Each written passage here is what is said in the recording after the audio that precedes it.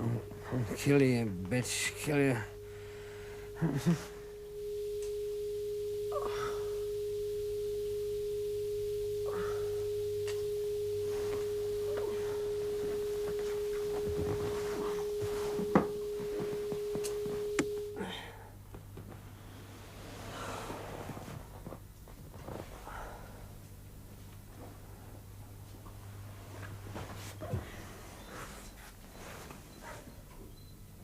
How many?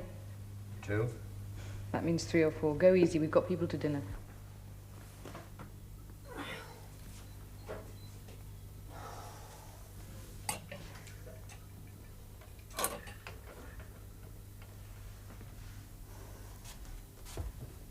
Who? I told you, George, Beatty and Julie. Oh. You're going to be nice to them. Why do we always have to have people from your work?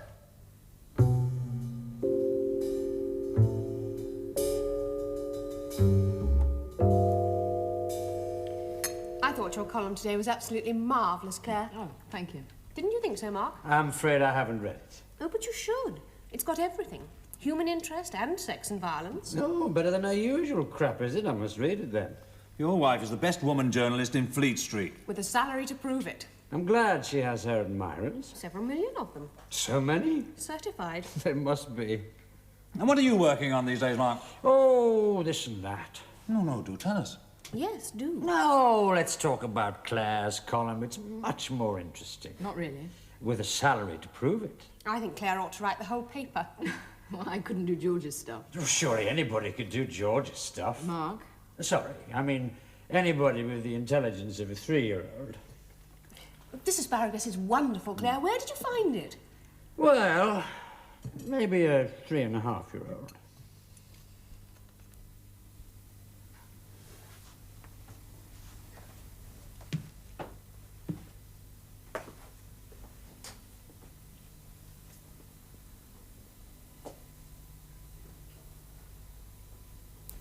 What's your next assignment, George? I'm off to Paris tomorrow. Oh, wonderful. How long for? Oh, a week or so. They want a centre-page spread on the election. Need a travelling companion? Please do. Happy to have either of you. Well, I'd love to, but I can't. Why not? The column? I'll do the column for you, Claire. You go to Paris and enjoy yourself. I've got things to do. Oh, that's all right. I can take care of myself, given a bottle. 2 bottles? That's right. One to drink and one to throw at people. Mark! Oh. Don't touch it, George. I'll put salt on it.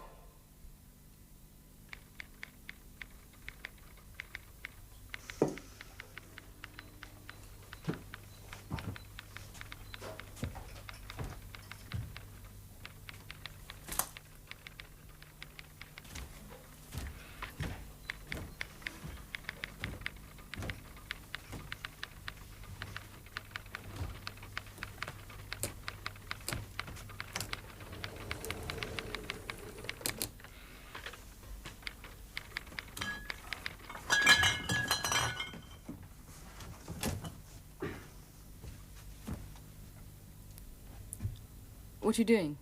Looking for a brush to clear up downstairs. You got your mail? Yes. Aren't you going to open it? I know what it is. Final demand. I expect so.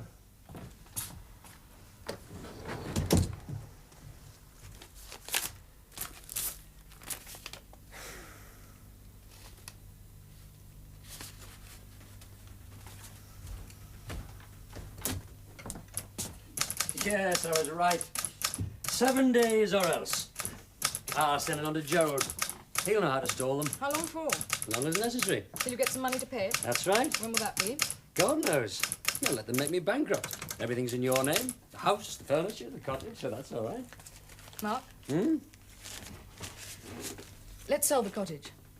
To pay the Inland Revenue? Don't be bloody silly. To pay your income tax and your other bills and your overdraft. There'll be a bit left over. You can put that in the bank. It'll keep you going while you work out what you're going to do next. Look, we don't need to sell the cottage. I was talking to Bill Stark the other day. He was on about some new television series. Apparently they're going to use regular writers, and he may be able to get me in as He one of may them. be, he may be, and the phone may ring, and you're invited to Hollywood, $1,000 a week. Oh, why not? I've had some bloody good notices in the States. Those 2 films I wrote for Sam Heller. How long ago was that? And when did Bill Stark last get you a television series? It's no good, Mark. We've got to sell the cottage. What happened last night? You don't remember? Oh, I remember pretty well up to their going. You remember slinging red wine all over George then? Oh, I didn't like the way he was looking at you as if he owned you. You remember being rude to Julie too? You called her the Iron Maiden. Which is certainly some kind of torture. Do you remember after they'd gone? No, that bit's a complete blank. Did I? Yes. I'd show you the bruises, but I can't be bothered to take my clothes off. Oh, God, I'm sorry. And I have absolutely no memory. That is the 4th time this month you've had absolutely no memory. Don't you think you ought to just stop drinking? Oh, I suppose so. You suppose so? One of these days you're going to murder someone Oh, and not for remember God's anything about sake, it, and it'll Clare. probably be me. If I could just get started on my writing again. You get started on writing by sitting down at the typewriter and writing. I'm not a bloody columnist churning it out to order. No, nobody bothers to order from you. You bitch. Thank you. Oh, bring my case down to the car, will you? I've got to go. Where to? May I ask her? What you doing? Oh, lunching with some people called Carson Clark. Their daughter's opening a boutique in Beecham Place. And I have to do a piece on it. Fun? Orders from the proprietor. The Carson Clarks are friends of his. Well, I said, fun. It is the first time in a year he's told me what to do. That's not bad. That's good. Near the cottage. Yes. I thought we might have the weekend there. Make the most of it while we can. There's no need to talk as if I was never going to earn another penny as long as I live. We'll see the estate agents in the morning and arrange to put it on the market. No, Clare. We are living beyond our means. 2 houses, 2 cars. We need I them. can't afford them. I'm in a hurry. I'll be late for the Carson Clarks. See you at the cottage, about 5. About 5.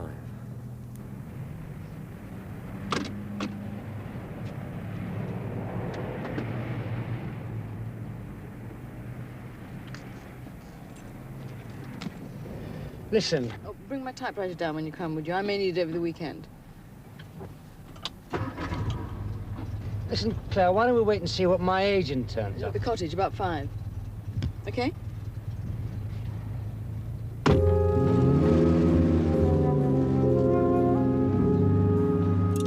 Another dry martini? Oh, yes, please. They're terribly good. Ready, sir? Oh, no, thanks. I haven't got this one down yet. Archie, you will. I never said no, thank you. And one for myself while I'm about it. The others, I don't think you know anybody. No, I don't think so. Mrs. Ford lives just near here. How do you do? How do you do? This is Clare Omney. We read your page every day. It's terribly good. Thank you. And Colonel Ford, an old friend, used to be our chief constable. How do you do? And Melissa, my daughter, whom this is all about. It's jolly nice of you to come down here. We couldn't be more grateful. Well, it's all part of my job. It's jolly nice of you anyway. And, of course, my own husband. How do you do, dry martini? How do you do? Yes, thank you. And one for myself while I'm about it.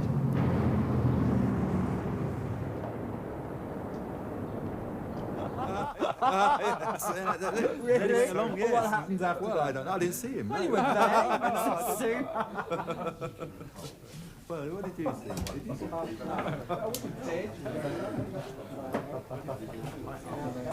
What'll it be, Mr. Omney? A large Bloody Mary, please. That'll be 64, sir. Take it out of that, will you? And have one yourself? No, thank you, sir. Bring me another one while you're at it.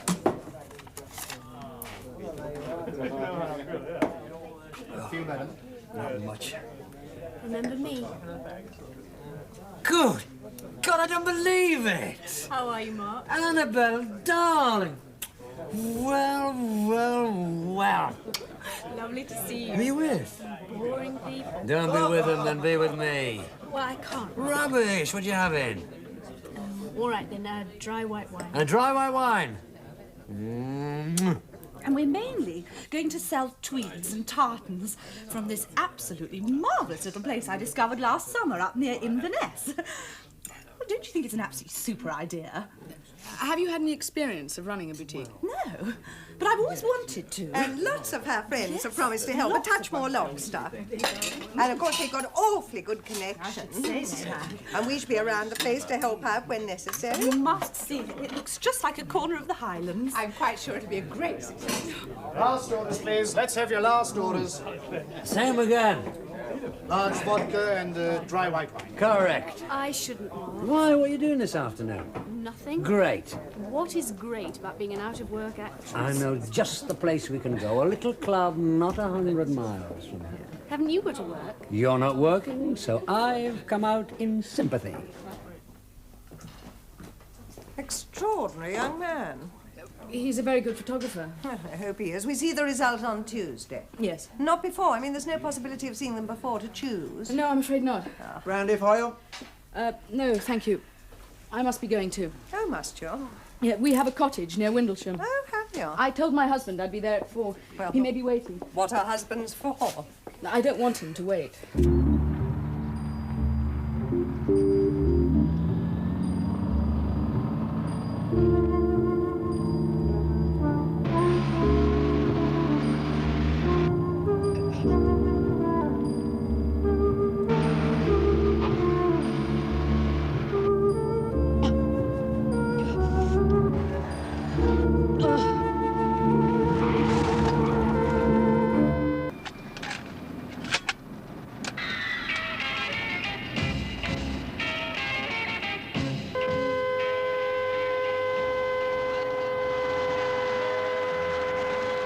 Someone's had a crash. Oh, stop! What? That's our woman!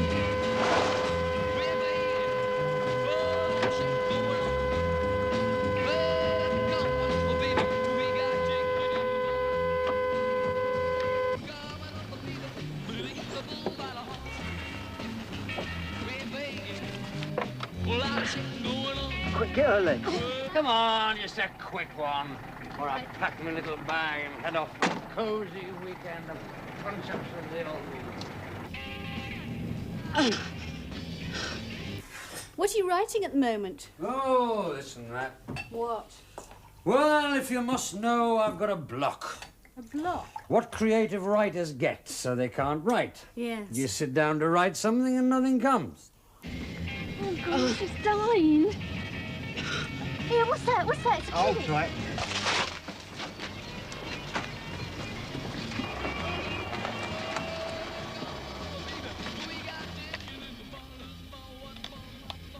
Yes? What do you want? We've got a woman outside. She's very ill. This isn't a general hospital, I'm sorry. Look, she's very ill. I think it's urgent. You've got to do something. All right, you'd better bring her in.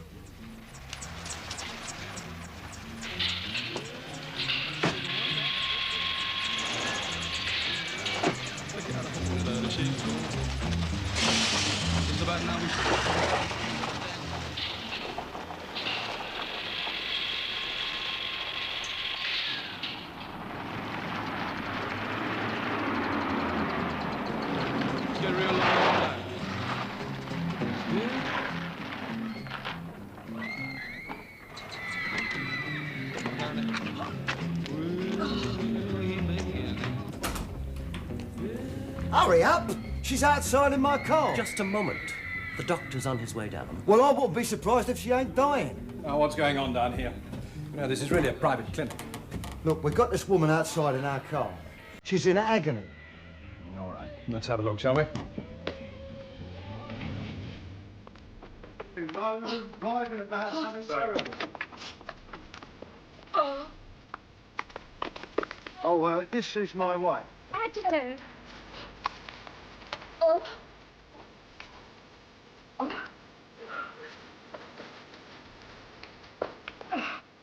So. Oh.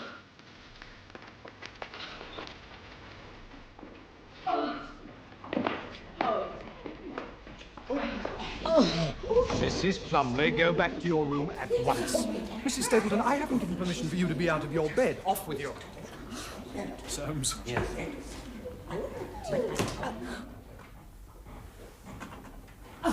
All right. Oh. Now, where does it hurt? Stomach. When did you last eat? Lunch? What did you have for lunch? Lobster. Lobster? Her car's near the Ascot Bagshot turning. An orange Mini. Thank you. This is her handbag. It's got the car keys in it. I locked the car, but there's a suitcase in it. Soames? Yes, Doctor. Get Nurse Connell. Tell her to bring a stomach pump immediately.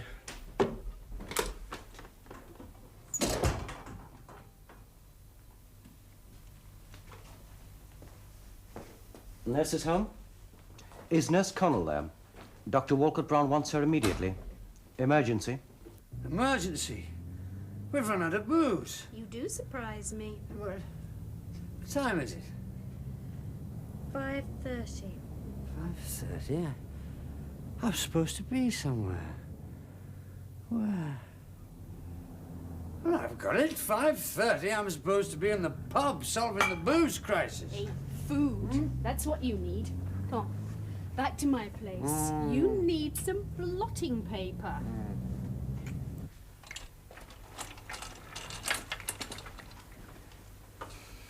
How are you feeling now? Oh, much better. A bit weak. Oh, I'm sorry we had to give you such rough treatment. Thank you, nurse. I think you saved my life. Yes, yes, I think we did, too. Now, where did you eat the lobster, by the way? We do have to report cases of food poisoning. Mrs. Carson Clark, Forest House. Really? Well, I went to interview them. I'm a journalist. Oh, are you? Clare Omney. Oh, yes. Yes, indeed. Well, we're very honoured. Is there someone you would like us to get in touch with? My husband. We've got a cottage at Windlesham, and he'll be there by now. Mark Omney. Fine. What's the number?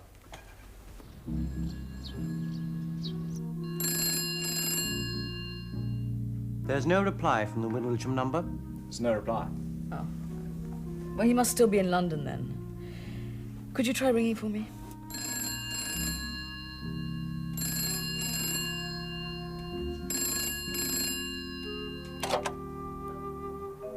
So, if you would please leave your name and number, your call will be dealt with as Only an answering machine at the London number, Doctor. And I'd better leave a message.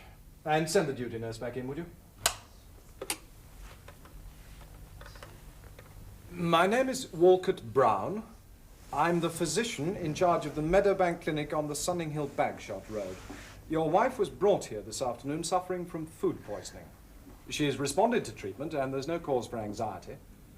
When you hear this message, would you ring Ascot 245-98? Yes. Now, Mrs. Omney, you're going to be pretty weak for the next 24 hours. I think we'd better put you up here. You certainly can't go about on your own. Bastard. Yes, well, never mind about that. What you need is rest. Plenty of rest.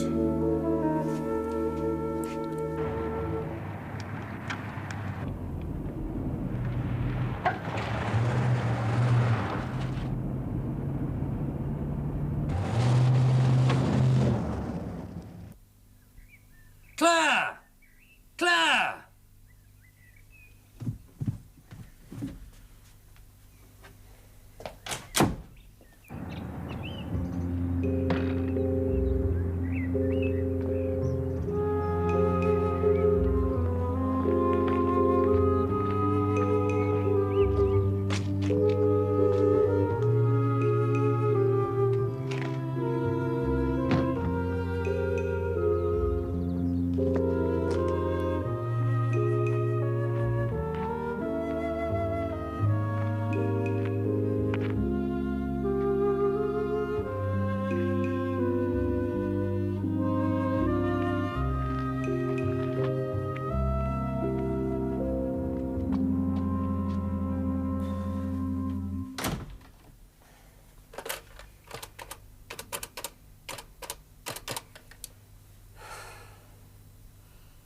Features editor, please. Oh, hello, Rosemary. Can I speak to Tim? Mark Omney. Oh, of course he isn't. It's Saturday. I just wondered if you'd heard from Clare, where she was. Where do you say?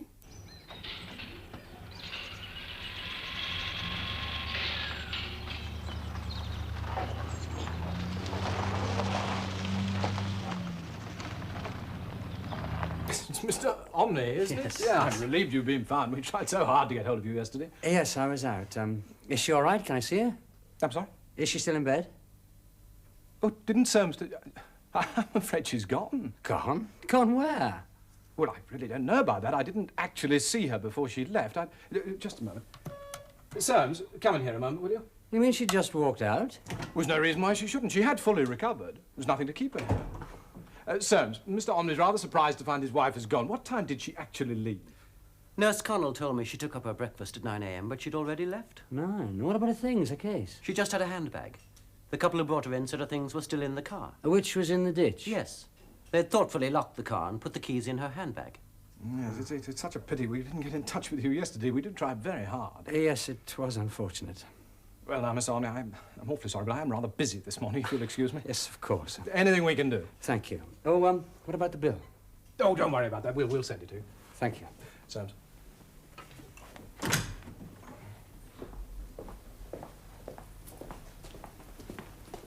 Oh, Mr. Soames, if she walked out, she must have gone to her car. Do you know where exactly it was? On the Bagshot Road, apparently. Just a few minutes from here. Fine. Thank you.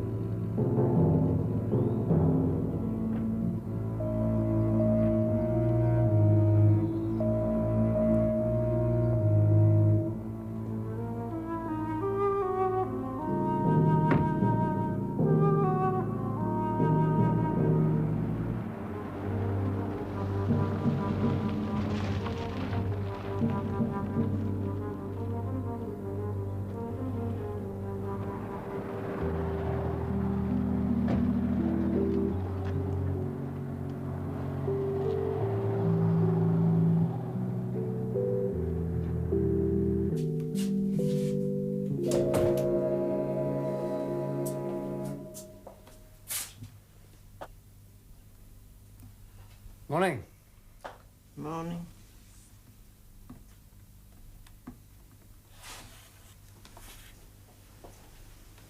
Is there a bell or something? You shout Sam. Sam? Name of the last landlord, not this one. But he comes if you shout loud enough. Go on. Sam! That ought to bring him. You've got very strong lungs. I need a drink. I've lost my wife. Carelessness? How did you mean to? No, neither. Do you mean she's dead? I should doubt it. Good morning, sir. What can I get you? A large Bloody Mary, please. Worcester sauce? Yes, lots. From where did you lose your wife? The Meadowbank Clinic, do you know it? Indeed I do. Limbo land. Halfway house. Why'd you call it that? Large Bloody Mary, sir. Oh, thank you. Your wife's not dead, then? Thank God for that. She's not alive, either. What? Halfway. Good day, dear. Just a minute. Wait a minute, you haven't paid for your drink yet. No, it'll have to be a fiver, I'm afraid.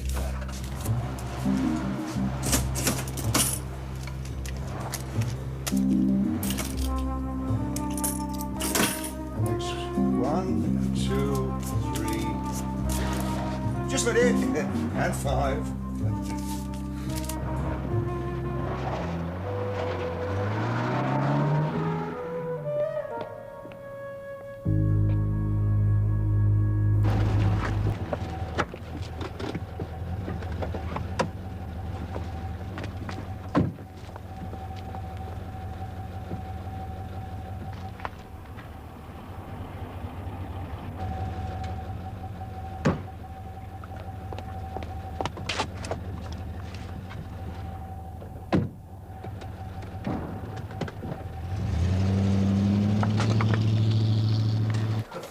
Strange to me was that her suitcase had gone from the car. Very strange, sir, that the car was left there all night.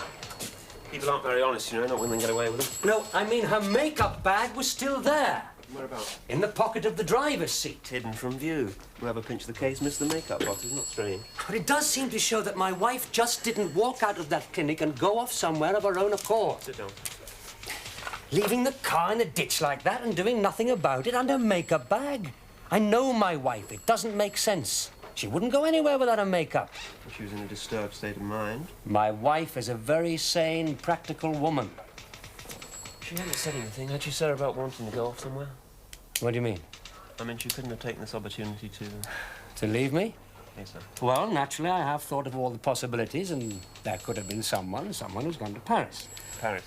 But it is simply not in her nature to do a thing like that. If she was going to leave me, she'd just tell me straight out. She's that kind of person. No history of amnesia, nervous breakdown, anything like that? My wife is a very tough lady. Never done anything you might call unusual? Never. That is until now. Hey, Cooper. You all right? I think we could manage that. So if you could deliver it to me, Farthing's Cottage, Windlesham, or give me a ring and let me know when it's ready. The name's Omney. Mr. Omney. Right. Omney, how do you spell that? O-M-N-E-Y. Excuse me, Squire. I'll just attend to this gentleman. That'll be all right, Mr. Omney. Yeah. Afternoon, Mrs. Holmes. 5 gallons of 3-star. 5 gallons, right, sir.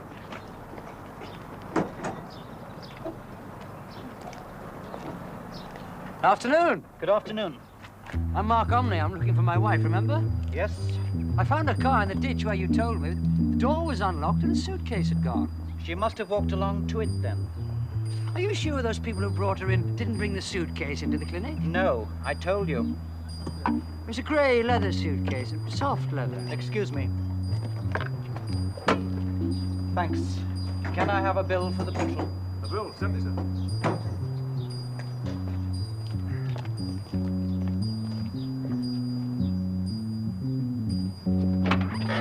Hey! What are you doing? It's hers, isn't it? Satisfied?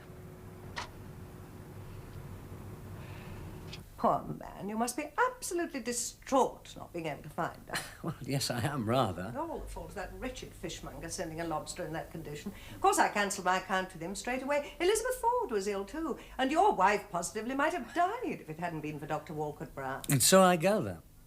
As I said, I think the first thing you should do is to talk to Colonel Ford. He was at the lunch, you know. He met your wife.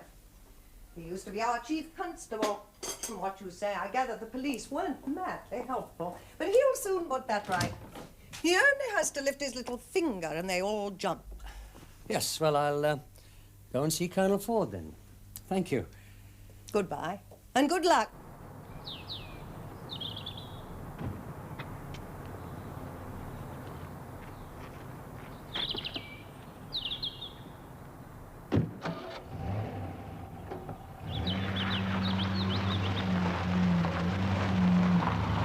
Archie? Daphne? I thought you'd like to know that Mr. Omney's just left here. On his way to see you. Hey, does Colonel Ford live here? I'm Colonel Ford. Oh, I beg your pardon. You been to the police? Yes. What'd you see? A young fellow called Barnes. Barnes. Oh, yes. Newish. Quite a bright lad, they tell me. You want me to do something? Well, I want my wife found. Well, of course you do, old chap. Must be fearfully upsetting for you. I really am sorry. But with women, damn it, you never know what they're going to do. I don't believe my wife has deliberately disappeared. Do you mean? For all I know, she may never have left that clinic. Why do you say that? Well, I don't know, but she may not have. I want to find out. You're more likely to get cooperation from the police if you don't go around making wild statements with no evidence to support them. Walcott Brown's a pretty well-known fellow, quite famous in his way, and the clinic has a very good reputation. You know, gland treatment, rejuvenation, all that kind of thing. Oh, not sure I believe in it myself, but it's all very scientific. Yes, I'm sure. Very popular with old people. Aunt of mine went there, as it happens. Oh, did they make her young again? No, she's dead now. Lady Marchant. Charming old girl. She loved it there. My wife is a well-known journalist, and her paper are going to want to know what's happened to her, and they're not going to be fobbed off with any bland excuses from the police or the League of Geriatrics. They're going to want to know the truth. What do you mean? I believe that clinic knows more than it's telling me. Look here, Omney. You make accusations like that, you're going to have to back them up. If your wife's newspaper goes around blackening people's reputations... What happens then? I don't advise them to, that's all. Oh? And I advise you to go home and wait for your wife to get in touch with you. Or for the police to tell you what they've discovered. Just go home. Nothing useful you can do. Doesn't serve any purpose to go round stirring things up. Right.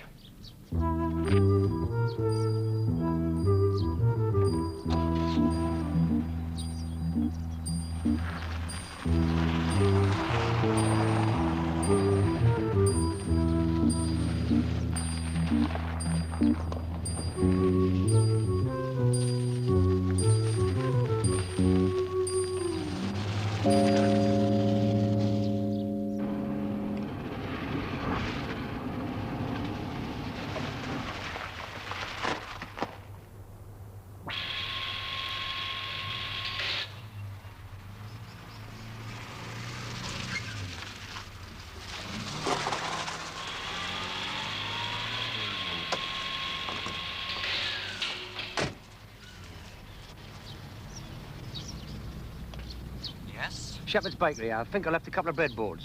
Right.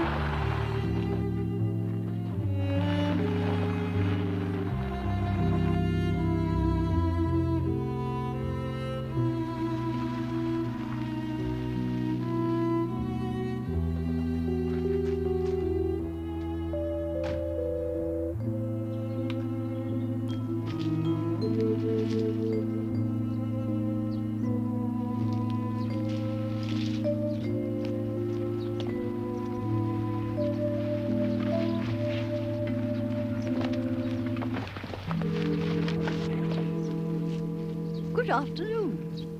Oh, good afternoon. Well, it's not very nice, really, but one has to make the best of it. Indeed. Are you one of Dr. Walcott Brown's patients? I am. The doctor's been treating me for just a week. And do you know, I believe I'm feeling better already. Oh, will you have a chocolate, young man? No, thank you. He's such a brilliant man. The doctor. Good for him. Are you staff? No, my wife was brought in here on Friday evening. She was suffering from food poisoning. Oh, yes, we were all talking about it. I do hope she's better. The trouble is, I'm not sure. I don't know where she is. You know where she is? Oh, dear. You wouldn't happen to have seen her leaving on Saturday morning, just about breakfast time?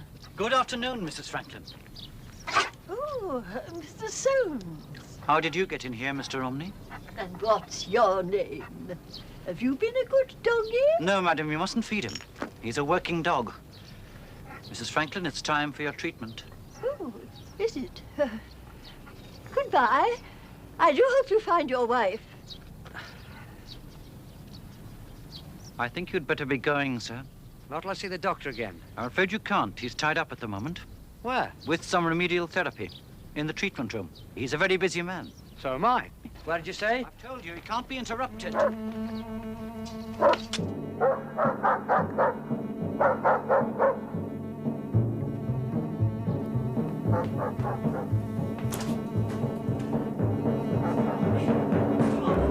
Omney! Where is the treatment room? Mr. Omney, I'll be forced to call the police and have you arrested. Well, you just go ahead and do that. What is going on here? He tricked his way into the grounds and then came charging in here. There was only way I could see you. Mr. Omney, I cannot have this kind of commotion in my clinic. Do you realize the age of most of the patients? I want to know what's happened to my wife. What? I believe she's still here. What on earth do you mean? Being kept here in this clinic against her will.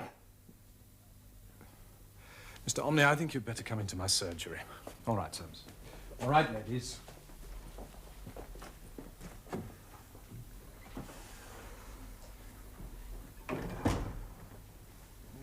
Mr. Omney, please sit down.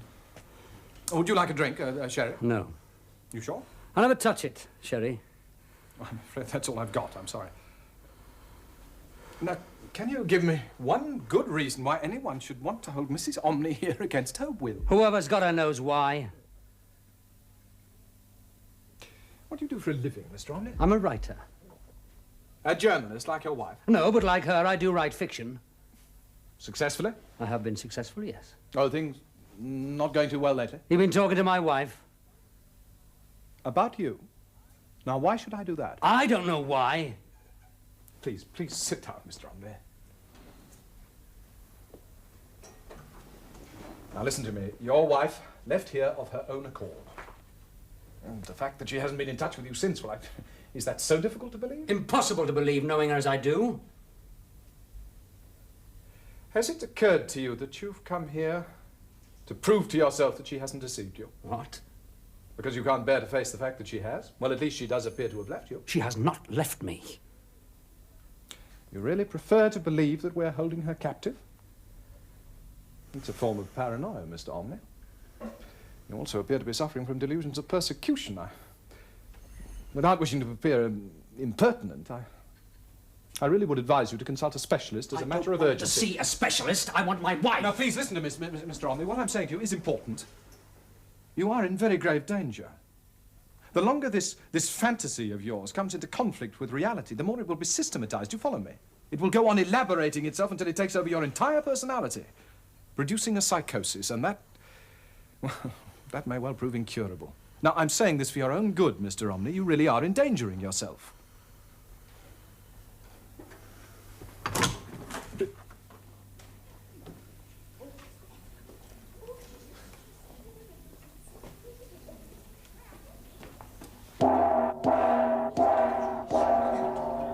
My wife was brought in here yesterday and treated for food poisoning. Did anybody see her last night? Or this morning? Does anybody know where she is now? Oh. That's right, in here. Oh, you've been drinking ever since. How do you do? I'm Blanche Terrain. Mark Omney. Have a drink. Oh, that's very nice of you, but I'm afraid I'm off it at the moment. I'm just drinking tomato juice. That's no good to anybody without a large vodka in it. No, I won't, thank you. Sam, large Bloody Mary for this gentleman. Right you are. Very kind of you. Take a lesson from me. I'm an alcoholic. Oh, yes? Oh, certainly am. Well, I'm trying very hard not to become one. Well, relax, enjoy yourself. Like me, alcoholic. Nothing else to do since Georgina died. Who? Georgina, hurry up with those drinks, Sam. Just come in. Great friend. Very great friend. I was her companion for 20 years. Companion? Paid companion. I needed a job, hadn't got any money, and she took me on because I was interested in clairvoyance. Only thing she cared about because of her husband. Oh, he cared about it too? No. He was dead. It was a way of getting in touch with him. Oh, I see. We used to go up to London once a week on a Thursday to see Mrs. Cook in any small gardens. Well, we had lunch at Claridge's and afterwards tea at Gunter's until Gunter's was closed, and then we had tea at the Ritz. In between, we went to Mrs. Cook. Oh, she was marvelous. She was really talented, had no trouble at all in getting in touch. And Georgina used to talk to her husband by the hour. They had so much to say to each other, mostly about horses and trainers and jockeys. He had a very large racing stable. Large sherry, another Bloody Mary. Oh. They talked through Priddy. Priddy? Siamese fisherman. Jolly fellow, always laughing. He was drowned in the Gulf of Tonkin about the 1830s. Was he? Yes, he was Mrs. Cook's control, guiding spirit. Oh, I see. I see. Why are we drinking sherry here when we might do it at my place? Waste of money. Is it? Much cheaper by the bottle. I should know. Right, all right. Got a car? Oh, not with me. I walked here. Oh, well, you can come in mine. Help me with the bottles. I'm fine.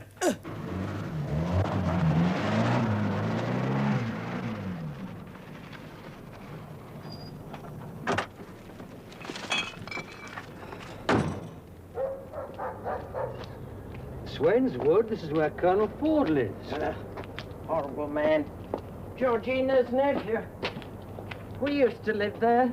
You mean your friend Georgina was Lady Marchant? Yes. And when Georgina died, she left him the house and most of her money. She left me this and enough to get drunk on. Tell me about Colonel Ford. Oh, dreadful fellow. Always pestering Georgina to invest in all kinds of things she'd never heard about. And she was rich? Oh, Marchant, the brewers. And Colonel Ford was her heir. Well, he was her sister's son. She didn't have any children of her own. And he went on and on with all these wild schemes for investments. Was sending her around the bend. Blanche, she said to me, I've told him again and again and again, he'll get my money when I'm dead, but not a penny till then. It's making her quite ill. In the end, she had to go and have restorative therapy at that clinic. Meadowbank? Yeah, do you know? Is that where Lady Marchant died? Oh, of course, that's where you lost your wife. I forgot. You still haven't explained why you call it Limbo Land. Because of Pretty. You see, when Georgina passed on, naturally, I went straight to Mrs. Cook to ask Georgina if she was all right in her new life. And how did she say she was? Well, she didn't say anything. Pretty couldn't talk to her. I wish I'd never done it. It was the most dreadful experience of my whole life. And we used to be so cozy. I asked to speak to Georgina, and Pretty started shouting, "Impossible, impossible, poor Georgina, don't ask, don't ask." And Mrs. Cook, who was in a trance, was writhing and screaming like a mad woman. Oh, I didn't know what was wrong. I was terrified. I thought Georgina must be in hell. But Pretty said she wasn't really dead. She was in a sort of limbo.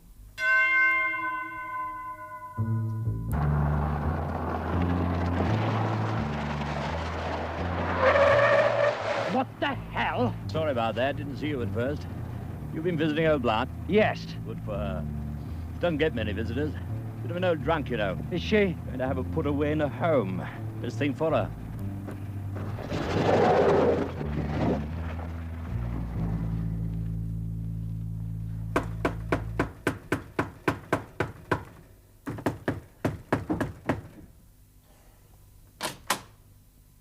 Sorry to call on you so late. Mr. Omney, is it?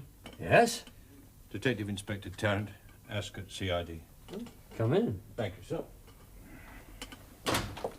Sit down, please. Thank you, sir. Well, have you found her? Not yet, sir. There were just one or two more questions I wanted to ask you. Well, I told everything to, what's his name, Barnes. Yes, and he passed it on to me. But one or two more thoughts did occur to me. Such as what? Well, we've got a pretty good account of your wife's movements up till about 9 o'clock on Friday night, when she was last seen in bed at Meadowbank Clinic. Yes? Could we have an account of your movements, sir, for Friday? Why? We'd be interested. What's particularly interesting about my movements? Well, your wife told Mrs. Carson Clark, so Mrs. Carson Clark says, that she'd arranged to meet you here at 4 o'clock that afternoon, and she didn't want to keep you waiting. She was very insistent about leaving the Carson Clarks because of this. Perhaps she wanted an excuse for leaving. That's possible. Carson Clark's is hardly her scene. Well, I wondered if you had, in fact, arranged to meet her here at 4 o'clock. No, at about 5. I expect she said 4 just to get away from the Carson Clarks. Very likely, sir. And were you, in fact, here at about 5? No. Where were you at about 5, sir? I was getting drunk in London. Any particular reason for getting drunk? Oh, no particular reason. Just general reasons. Such as? Well, I haven't been finding it easy to work lately. But your wife is successful in her line of writing. Yes, but that doesn't help me. Would I be right in supposing that your relations hadn't been going too well because of this? No, we hadn't been getting on very well. You had quarrels, perhaps? Well, we did have a few words on Friday morning before she left for the Carson Clarks. What about, sir? Do you happen to remember? Look, what's all this got to do with where she is now? Well, we'll come to that. Well? About money. She wanted to sell this cottage and I didn't like the idea. And about my drinking. And about her success and your lack of success, I suppose. Well, I suppose that was behind it all. Very understandable, sir. Now, if we could get back to what you were doing after 5 o'clock on Friday. I was drinking with a friend. In London, in a pub? Pub, club, house, does it matter? It might. I don't remember. Really, sir? I just don't remember anything until I woke up on the floor of this room on Saturday morning. Obviously, I'd driven down here from Chelsea sometime in the evening or the night or the small hours, but I haven't the faintest recollection of when it was or how I managed it. But the car's there, you can look at it, no scratch marks on the paintwork. Obviously, I did manage it. And that is absolutely all I can tell you. Thank you, sir. That's very helpful. For finding my wife? Well, not exactly, sir. But perhaps for finding out what happened to your wife. What do you mean? Well, your wife disappeared from the Meadowbank Clinic sometime between 9 o'clock Friday night and roughly 9 or 10 Saturday morning. Yeah? And you don't remember anything from being in London Friday night and waking up here on Saturday morning. Yes. And Windlesham is about 1 hour's drive from London. Yes. And one of the things we know about disappeared persons is that they could be dead. Yes, well... Can you say for certain that you didn't happen to kill your wife? What? You might find it very useful if you could prove beyond reasonable doubt that you didn't kill her. Well, I'll be off, sir. And, I do advise you to get in touch with that friend of yours, the one you spent the evening with in London.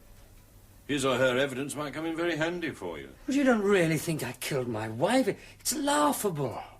I'm afraid I don't have a very highly developed sense of humour. Keep in touch with us, won't you? Good night, sir.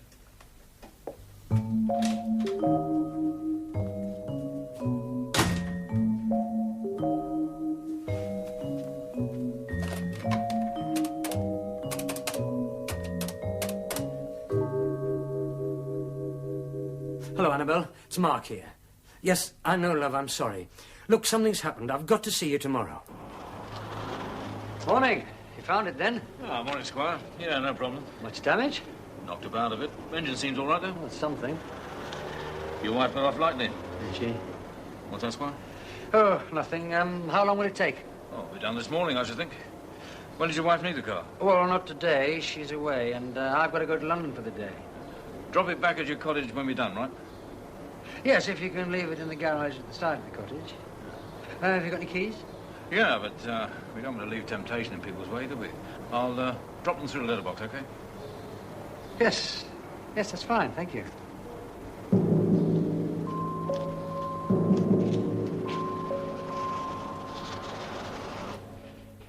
So if you'll tell him I've gone to London for the day... London for the day. The inspector did ask me to keep in touch. Yes, I'm sure he did. As his chief suspect. Is a suspect? What do you mean there are others? Who? Sorry, we're not allowed to discuss the case. With husbands. You mean you literally absolutely don't remember a single thing about what happened? Not a single solitary thing, not after we left that club. You're a remarkable fellow. That's quite a lot to forget. I've tried and nothing. It's a total blank. Wowee. Well, what did I do? You don't remember going back to my place? No. Oh, there was I, thinking it was like the old times. Oh, Well, I remember the old times very well. I suppose nowadays I'm just not memorable. Oh, Annabelle, what can I say? Hello, Mark. How are you? Hello, Jury. Fancy seeing you here. What news of Clare? I do hope nothing's happened to her. So do I, but I'm very worried. Yes, of course you are. You're Annabelle Fraser, aren't you? Yes, how clever of you to know. Not at all. I used to see you on the box. But what are you doing these days? I have to ask you. I've taken over Clare's column until she comes back. You know Clare, of course. Mark's wife? Yes. No, I don't actually know her. Oh, but you should. Beautiful girl, isn't she, Mark? Yes, she is. Not that you aren't beautiful, too. I've always thought Mark has such good taste in women. Well, enjoy yourself, Mark. See you, I expect. Oh, God, if she's short of material for the column, she could have a ball with this. Well, lucky she hasn't got a photographer with her. Don't be too sure. I think she has. And if he comes over, just behave normally. Don't put your hand in front of your face, otherwise they'll print it with a rude caption anyway. Oh, God, Hello, Mr. Omney. I just have one of you and Miss Fraser. Well, I'd rather you didn't, but if Jury says so. Yeah, just carry on with your conversation, would you? Don't mind me. I think I was apologising for forgetting so rudely what was absolutely bloody marvellous. Just one more, please. Oh, really? I didn't think so at all. And you didn't seem to think it was marvellous at the time. I was drunk. You kept on muttering something about the cottage and the country and got to go. What time did I leave? About midnight, I think. Did I go straight to the cottage? Well, I don't know, but it was obviously your intention. But I didn't know anything about Clare having food poisoning then or being at the clinic. I must have gone straight to the cottage. I woke up there in the morning. Sounds like what happened. I couldn't have killed Clare because I didn't know where she was. Say that again. I couldn't have killed Clare. Who thinks you killed Clare? The police. And did you? Don't be ridiculous. I know I didn't. You don't seem to know anything. Poor old Mark, you are in trouble. Yes, I understand how you feel, sir. But just one or two points I wanted to follow up, if I may. I think you said Mrs. Omney wasn't seen leaving the clinic. No, but she'd have been fully recovered. In fact, she hadn't been seen since she was in bed the previous evening. Yes, that's correct. So she could have got out of the grounds at any time if she'd wanted to. Oh, yes, it's a side gate for people on foot. It opens from the inside. So she could have gone home to a cottage and her husband. It's easy walking distance. Are you saying this entire disappearance from the clinic is his fabrication? Well, it's a possibility to be considered, sir. Yes, well, certainly Mr. Omney's an irrational one. I'd almost say unstable personality. Of course, if a man is in a genuine state of anxiety over his wife... I think I ought to tell you, Inspector. I think it may help. Yes, sir. He came here yesterday. He created the most incredible disturbance. Banging the gong out there, shouting, terrifying the nurses, not to mention the patients. You should have called us. Well, we're quite used to handling hysterics here. Apart from these outbursts, he appears to suffer from amnesia, particularly after drinking. Amnesia? I did advise him to consult a psychiatrist, I must admit, but I didn't know about amnesia. Amnesia and paranoia? It's not a very good combination. So you didn't print anything about Clare's disappearance? No, we didn't. Why not? I've no idea. I'm features, not news. Anyway, it's a good job we didn't carry the story. Why? Rosemary, can I have those things Clare brought into the office this morning? Right. What? Clare came into the office this morning bringing her copy for the Tuesday column, including the bit about the Carson Clark boutique. She came in here? You saw her? I have a heart. I don't get in until after lunch. Who did see her? Well, I don't know. She left it in her out tray. It's normal practice. Messenger collected it for the noon collection. Here you are. Thank you. Here we are, column. Yes, Jasmine. That's right. Well, she must have spilt some perfume over it. Well, that's odd. Bloody odd. How so? Nothing. A dressing table accident, I suppose. Well, anyway, it's her usual column. First-class stuff. Done on an electric typewriter. And there was this, too. It was in the envelope with the copy. Dear Tim, this is to tell you I am resigning from the paper. I know you'll think it odd, but at the moment I can't explain my reasons. Please believe they are good reasons, that I'm acting in the best interest of everyone concerned. I do hope my decision won't cause you too much inconvenience. Sincerely, Clare.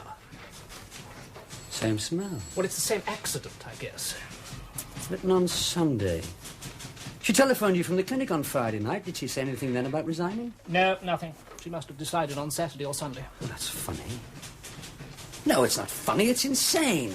She gets food poisoning, spends the night in this clinic, and then decides to change her whole way of life and give up the best job in Fleet Street. Yes, it is puzzling, isn't it? There's more than puzzling. I never thought of Clare as being unpredictable. What changed her mind? What were these good reasons? Look, I got the impression that she'd been rather distrait of late, under some sort of strain. Well, maybe she was, but... Look, Mark, if you and Clare have been having marital problems, it's none of my business, and I don't want to know about it. But don't you think the answer lies there somewhere? Do you intend to print that speculation? This newspaper isn't interested in your domestic affairs. I'm not talking about my domestic affairs. I'm talking about Clare walking out on her husband isn't new. Is that why you didn't print it? There was no story to print. Or is it because Mrs. Carson Clark was a friend of the proprietor's? I want a copy of this. Rosemary? Yes? You photocopy that for me, please? Yes. Straight away. Mr. Omney will be leaving. Yes, and I bet the ex-chief constable is a friend of the proprietor's too, not to mention Dr. Walcott Brown. Rosemary? Yes? Can I have that note on Dr. Walcott Brown, please? What, the biography? Yes. What biography? I had a researcher check him out. Just curious, that's all. I may sit at a desk, but I'm still a journalist. I like to have my information. Here you are. Thank you. Dr. Cecil William Walcott Brown, MD, FRCS, MRCP. Half a dozen other degrees and diplomas, awards from learned bodies here and abroad. Here we are. Specialist geriatrician. Author of 3 books on the subject. I won't give you the titles. You wouldn't understand them, and anyway, I can't pronounce them.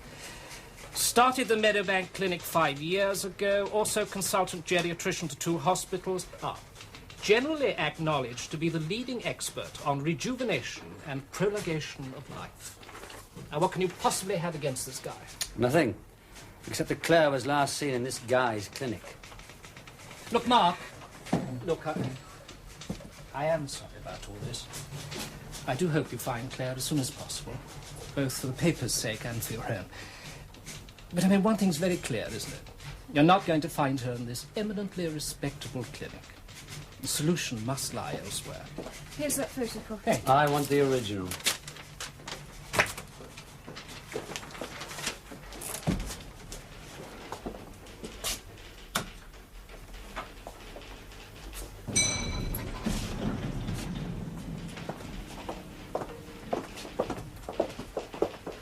Hello, Mark. What are you doing here? I'd thought you'd still be busy with Annabelle Fraser. You're supposed to be a friend of Claire's. Just keep a civil tongue when you come. Oh, by the way, did you know that Clare came in today? She did? Seems she left her copy, including the Carson Clark story. Good for her. Which she must have written while she was at the clinic. Or last night, wherever she was last night. I know where she was last night. Oh, where? Tell me, Julie, do you know the Carson Clarks? Why? Do you? As a matter of fact, yes, I do. Well, what of it? A lot of people know them. Actually, Daphne Carson Clark is a sort of second cousin of mine. And did you suggest to Clare that story about their boutique? No, but I did suggest to Daphne that Clare's column would be the place for it. So Daphne had a word with the proprietor? Did she? You know damn well she did. Daphne is stinking rich and very well connected. The proprietor goes there for the weekend quite often. And so you cultivate your sort of second cousin? Wouldn't you? Julie, who has done best out of Clare's disappearance? What do you mean? Who has gained most from it? Me, I suppose, taking over her column. Yes. You. Look, Mark, do you want my theory? Not particularly, but I've got a feeling I'm going to get it. Clare has come up the hard way, like me. Admittedly, she wasn't as middle class as me. She wasn't even a poor relation. But she was good at her job. And her job brought her into contact with lots of people who had money and position and everything that makes life easy and comfortable. And that's the sort of life that she wanted for herself. Now, this bit is theory, but I'll bet it's the truth. One day she met a guy who could give her all these things that she wanted. And then being in that clinic made her think about what she was going to do with her life. So she rang up this guy and he came and took her away. And she wrote him a letter and turned in her copy like a tidy girl to clear things up. And she's sorry about her husband, but he can always go out and get drunk. And anyway, he'll find someone else. And she'll be very happy. No, it's not true. Why isn't it? Because her copy was typed on the wrong typewriter.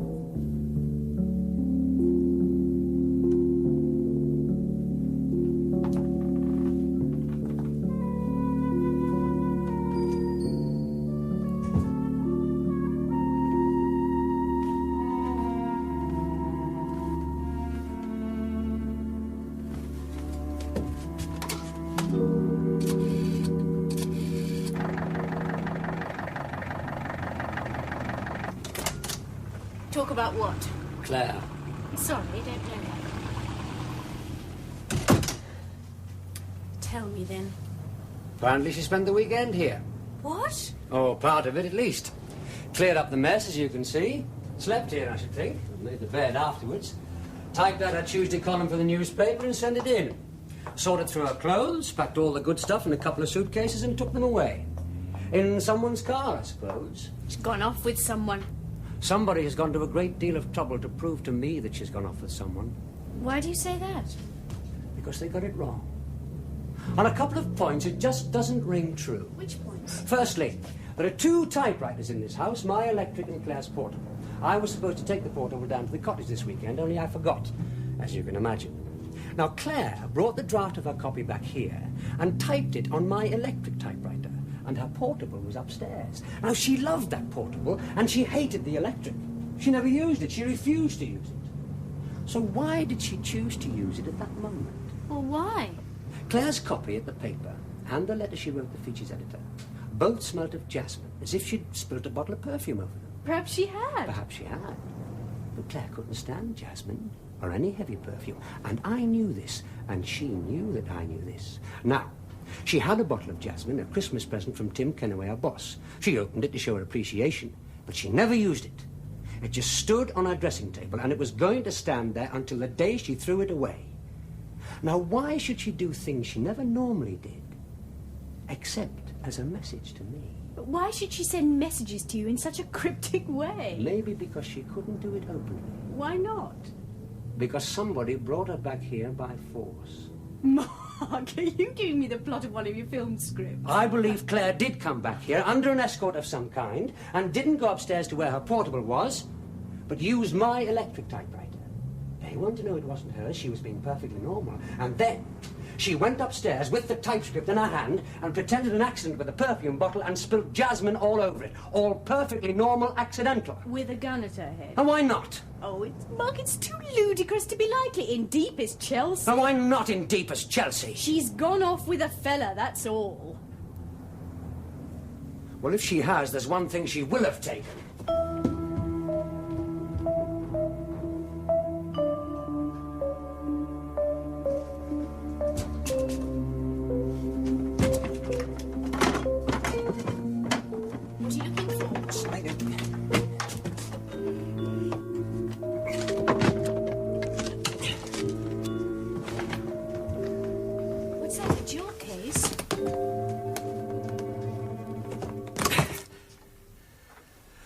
All her jewellery. And her passport. She didn't go to Paris. Anywhere abroad. And if she had gone off with someone, she wouldn't have taken all her clothes and none of her jewellery. She did. She didn't tell them about the jewel case, and they didn't find it. Who? Whoever brought her back here and stood over her while she typed her copy and took it into the newspaper this morning and put it in her out tray. So who are they? I don't know. It's a conspiracy, but I am not paranoic. I didn't say you were. Oh, I don't know. But I do know Claire has disappeared, and I know it's not of her own free will, and I am going to find out why. Well, how are you going to do that?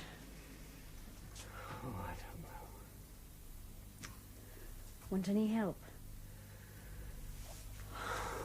Dropped the Mini down to your cottage myself, Squire. Put it in the garage.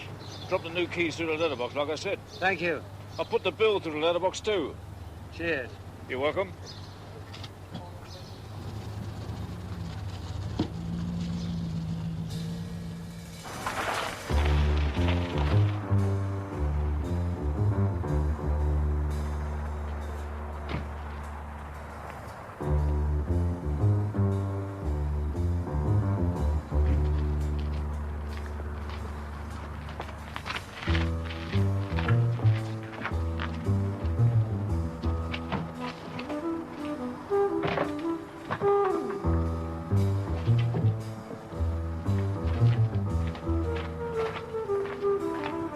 It's not there!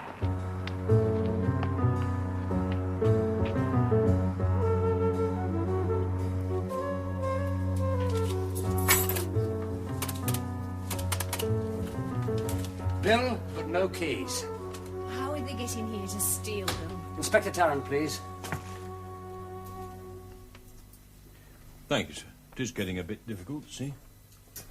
This is your wife's letter of resignation? Yes. Typed on your electric typewriter? Yes. And signed Clare in ink. Is the signature hers? Hers or a very good forgery? Well, let's say it's hers. Well, that gives us the possibility that your wife was alive in London this morning. Why in London? Nobody saw the newspaper. Anybody could have delivered that letter and a column. Not knowing where the office was? All they had to know was the room number. And leave it in the out tray. Well, the out trays are marked out. All right, suppose it was somebody else. This means that your wife was not necessarily alive this morning, but she was alive yesterday in order to type this letter and sign it. And upset perfume over it. Ah, yes. Well, at least you can no longer suspect me of killing my wife. Unless the somebody else who delivered the letter was you. Oh? You knew the number of the office and so on. The messenger collected it at noon. Therefore, it was left there before noon. At 11:45, I was in your office talking to Detective Constable Barnes. Yes, sir. And from there I went straight to Chelsea where I met Miss Fraser. That's right. And I couldn't have driven from Ascot to London in 15 minutes. You could have gone to London before you were in Ascot. Well, I could have, but I didn't. Why should I? In order to make it appear that your wife was still alive. And then I suppose I stole my wife's car, too, before I came back here and found it stolen. You say the car keys had gone? Yes.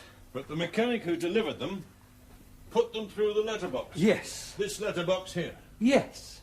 So whoever stole the keys must have got into the cottage either by forcing the lock... Which is not difficult. ...or by using your door key.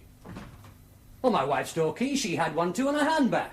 All right, that gives us the possibility that your wife came back and collected the car and drove away in a perfectly normal manner. Certainly, if you find everything else perfectly normal, the typewriter, the perfume, the jewel case, and the makeup bag. There are logical explanations for all these things. Are there? I'd love to hear them. What are they? My wife's gone mad, perhaps? Being a writer, you might be expected to have an over-vivid imagination. Good evening, Mr.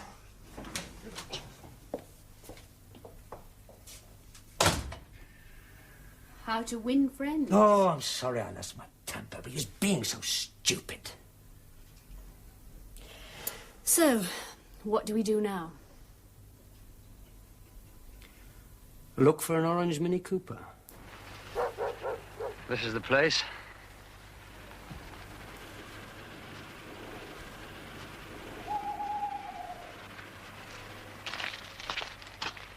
And what do we do? Walk straight in and ask the butler to announce us? Not this time. So how do we get in?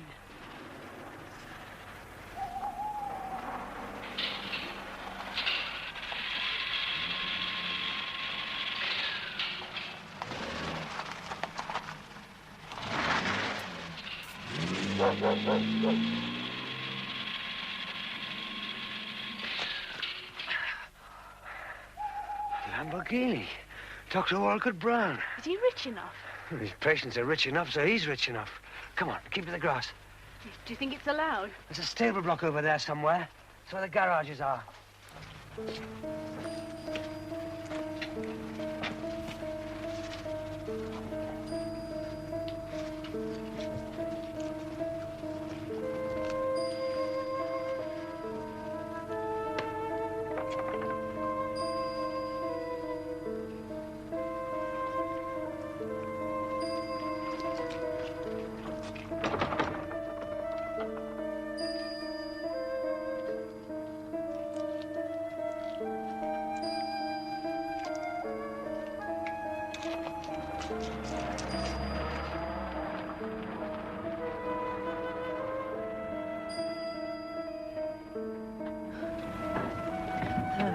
course.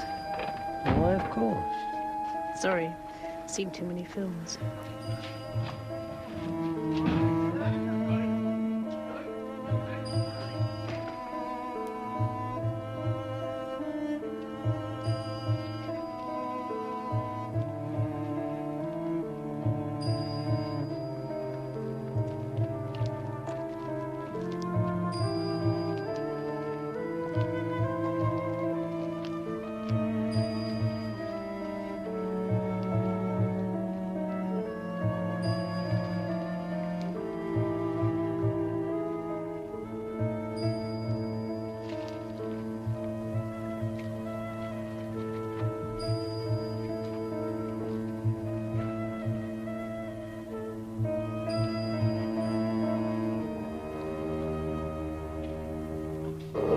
Good evening, Mr. Omney. And what can we do for you? And your lady friend? I would advise you against any sudden movement. The dog only does what he's been trained to do. Yes, a working dog, I remember. May I ask what you're doing here, again? Looking for my wife's Mini Cooper. Well, you're looking in the wrong place. Really you are. Why can't you believe us? Evening, all. Chilly old night. Evening, Mr. Kibble. Everything all right? Fine, thanks. Who's just died, eh? A patient here passed away. Oh, don't worry, Mr. Omney. We're not trying to smuggle your wife out, if that's what you think. And Walcott Brown accused me of being over-imaginative. But it's a neat idea. Why did you say that?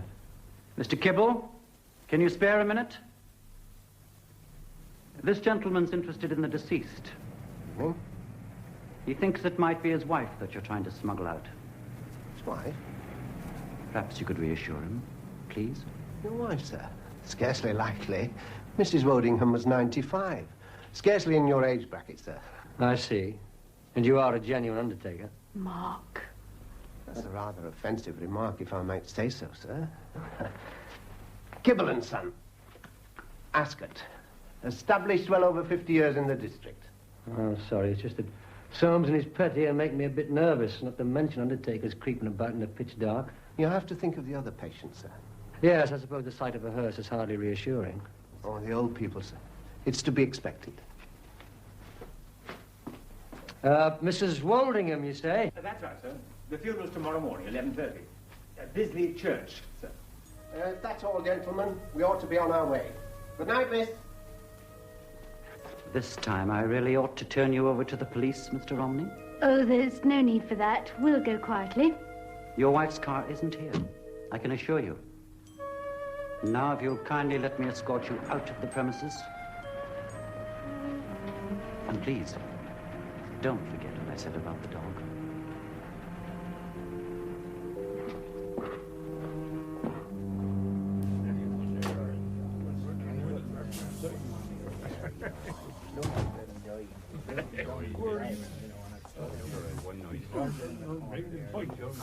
Another fine mess you got me into. Oh, I'm sorry, Annabelle.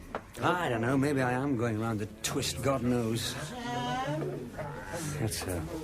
Come on. You what? Good evening, Mr. Rain. Good evening. Are you friend or foe? A friend who would like to buy you a large sherry, don't you remember? Pleasure. Pleasure. Drink to the memory of Mrs. Woldingham. Good evening, sir. What'll it be? Oh, a large sherry for Mr. Rain here, and what's that? Bitter and thirsty. 2 halves of bitter. Right.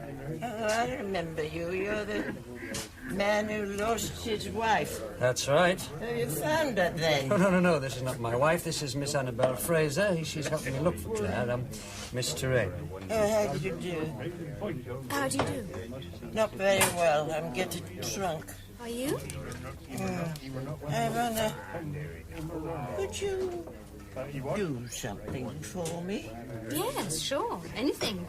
What if I fall off this stool, which I'm bound to do sooner or later, would you catch me? Well, I can try my best. Oh, thank you. Not at all. Weight off my mind. Large sherry, 2 hours of bitter. Thank you. Right then. A toast to the memory of the late Mrs. Woldingham. Mrs. who? Woldingham. Who's she? Nobody, she's dead. Oh, to the memory of Mrs. Waldingham, or whoever she may have been. I thought maybe she might have been a friend of yours or of Lady Marchant. No. Doctor, it's for you. Thanks, sir. Hello. Fortune hunters trying to get their filthy hands on her money, swine. Nephews? But I was her friend. I stood up for her. I'm sure you did. No, I lie. She had another friend, a much greater friend, the greatest. Oh, who? The late Lillian Sangster. I'm afraid I don't know her. Oh, but you must. She was a famous beauty, like Gladys Cooper, only more so. She lived near here, out Ascot Way, Forest House. Oh, no Forest House. Oh, you do? It's where the Carson Clarks live. Oh, you know the Carson Clarks? Oh, I've met them. Well, Daphne Carson Clark is Lillian Sangster's daughter. Is she? Oh, she was a famous beauty, Lillian, and she was rich. Of course, it's much easier to be beautiful when you're rich. Mr. Omney. Oh, good evening, Doctor. I've got a feeling he knows. What do I know? That we visited your clinic tonight. Oh, I'm sorry. This is Miss Annabel Fraser, Dr. Walter Brown, Miss Blanche Terrain. Will you have a drink? They took turns. I didn't think you'd go pub crawling, Doctor. And they read I like pubs. All right. A large sherry for Blanche here and 2 halves of bitter. personal. Sam, a large sherry and 2 halves of bitter, please. Right now, Doctor. Could I have a quick word with you in private, Mr. Omney? Sir, if you excuse me. Do sit down. Thank you. Yes, I do know that you visited the clinic yet again. Oh, they sent the Alsatian round with a note in its dribbling jaws, did they? You know, you really are going to get yourself into an awful lot of trouble unless you're very careful. Or am I going to get you into a lot of trouble? Publicity means trouble, and I could get you a great deal of that. Not good for business. Not so many rich old ladies willing to spend their money on being rejuvenated. You obviously take a rather harsh view of my relationship with my patients. They're not spending their money on nothing, you know. You mean they're not rich? Oh, no. At the moment, I admit the treatment is expensive. I thought it might be. And why not? I've devoted my whole life to the study of geriatrics. And it isn't a fantasy, you know. We are making the most incredible breakthroughs in the whole problem of extending the lifespan. And making that extension a happy and a useful one. Sure. Mr. Omney, my whole job as a doctor is trying to help people who need help. Like me, for instance? Yes. Now, I'm truly sorry about your wife, but the main thing now is for you to get expert advice with your problem. Because if you don't, it'll only get worse. Will you just allow me to give you the names of 1 or 2 people in Harley Street? I don't need Harley Street, thank you. I'm not going round the bend Mr. yet. Omney, I'm trying to help you, but I must warn you, if this happens again, I shall be forced to go to the police. What was old Blanche going on about while I was being psychoanalyzed? About how Lady Marchant and her friend Lillian Sangster used to read the Times personal column out loud to each other every day of the week forever. She died at the clinic, too. Who, Lillian Sangster? That's right. And she was Mrs. Carson Clark's mother. Well. Come on, it's time for bed. We've got an appointment in the morning. With the late Mrs. Woldingham. That's right. Out of curiosity, where exactly are we going to lay our heads? You upstairs, what we call the bedroom. And you? Oh, I'll keep down here. In case Clare walks in.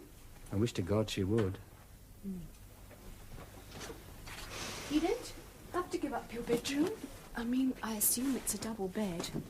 Oh, Annabelle, it's just that I've got Clare so much on my mind. You've got to find her. Yes. You need a wife. If only to be unfaithful to. Night, Mark. Good night.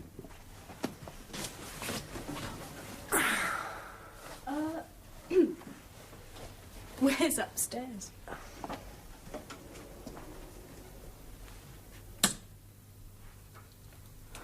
Good night. Good night.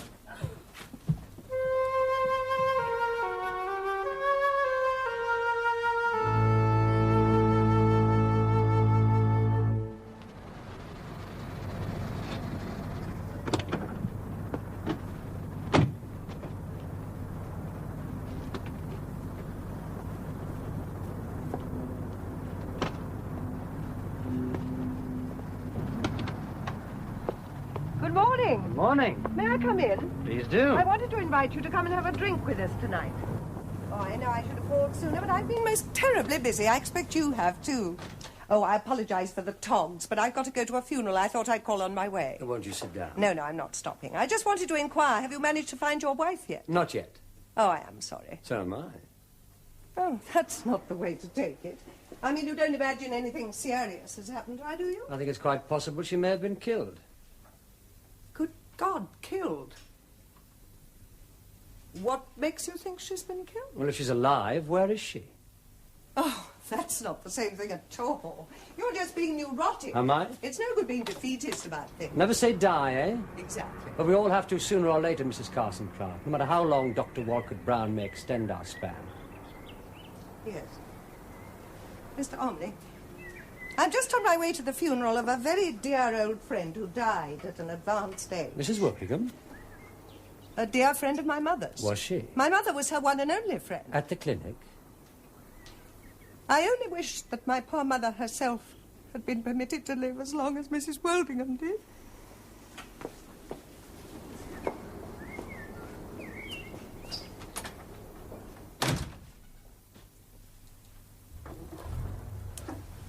Well, I tried. Will this do? Just the job for a cosy country funeral. Fine. With nobody there. A set of assaulted murderers. I am the resurrection and the life, saith the Lord. He that believeth in me, though he were dead, yet shall he live. And whosoever liveth and believeth in me shall never die. We brought nothing into this world, and it is certain we can carry nothing out. Lord, Anyway, it's not a real the Lord funeral. hath taken Why away. not?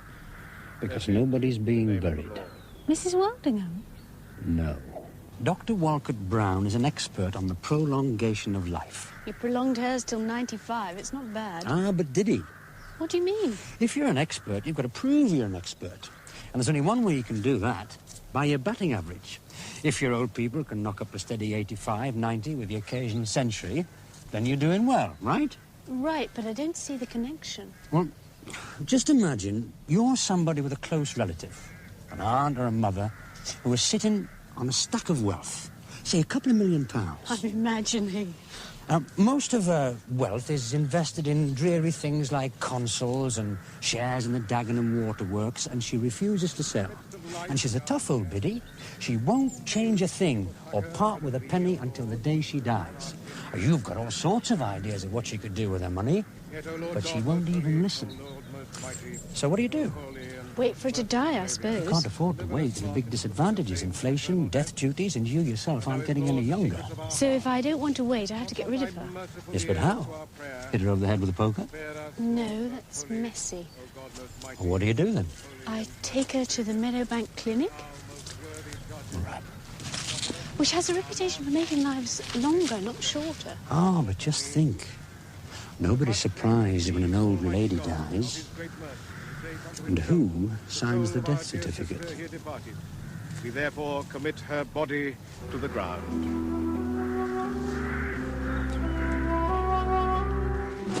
Earth to earth, ashes to ashes, dust to dust. Brown signs the death certificate. All he has to do is keep up his average and he keeps up his reputation. So he kills off a couple of rich ones. Like Lady Marchant and Lillian Sangster, who were enormously rich. But who were only, what? 65 or 70, thereabouts. And so he has to make up for it by having Mrs. Woldingham live till she's 95. Whether she did or not. Again, it's Walcott Brown who signs a death certificate. Or doesn't sign them. Till years after the death. It's so simple. And Mrs. Woldingham didn't have a friend in the world since Lillian Sangster died, so are no inconvenient visitors. Yes, but you're only guessing. You haven't got any proof. No, but we can prove it tonight. How? Don't forget we're supposed to be having drinks with the Carson Clarks this evening. I haven't forgotten. We can do this later. The later the better. What? Have a look in Mrs. Woldingham's coffin and see what's there. I'll ask for rock, not cod. Miss Fraser, I don't think you know Mrs. Ford. Annabelle Fraser. How do you do? How do you do? And Colonel Ford. How do you do? And, of course, my husband. How do you do, Dry Martini? Yes, please. This is Mr. Omney. Yes, we've met. Yes. How do you do? How do you do? How do you do? Dry Martini for you? Oh, a tipple after my own heart. Good, we've a lot in common. I'll talk to you again when I've distributed these. Believe you were at the funeral today. Yes, I was. Couldn't get there myself. You're a friend of Gloria's? Gloria? Mrs. Woldingham? Well, not so much a friend, more of an admirer. Oh? What, at her age? I admired her for living so long. Oh. Quite incredibly long. Yes, it was a pretty remarkable feat. You were a friend of hers, then? A wife more than me. Oh, yes?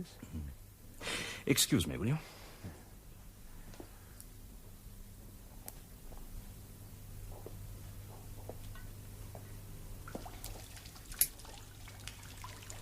Mrs. Ford, I understand you were a friend of Mrs. Woldingham.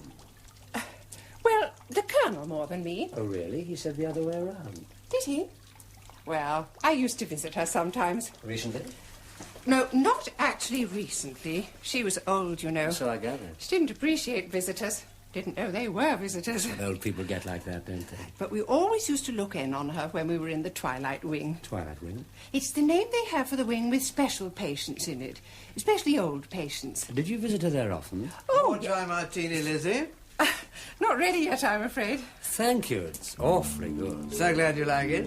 Mr. Omney, Annabelle has been telling me about the marvellous films you've written. Oh, yes? You must tell me what they were called. Have I seen any of them? Although I'm afraid we're awfully slack. We don't go to the cinema half as much as we ought to. But they all turn up sooner or later on the telly, don't they? And it's so much more comfortable at home. I don't really need a drink after the Carson Clarks. She and her friends were watching us like hawks every minute of the time. Yes, funny, wasn't it? It's like a well-heeled drawing room scene from an old British film. All that chit-chat. Let's go back to the cottage and I'll make some food. Right, get our wellies on. It's a crazy idea, Mark. You got a better one? Oh, that ought to keep the chill out. Chill is the right word. I've got a strong feeling about what we're liable to find in Mrs. Woldingham's grave. Nothing. No. Clare.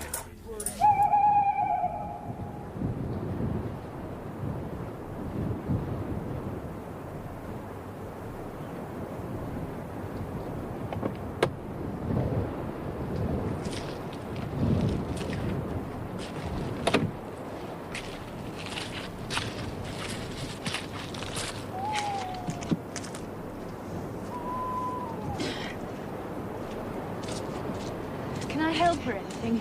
You can just watch. I might need a witness.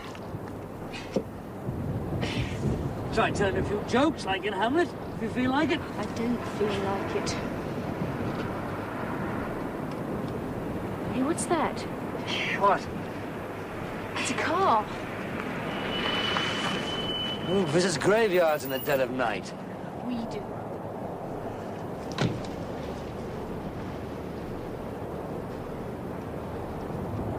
They're coming this way.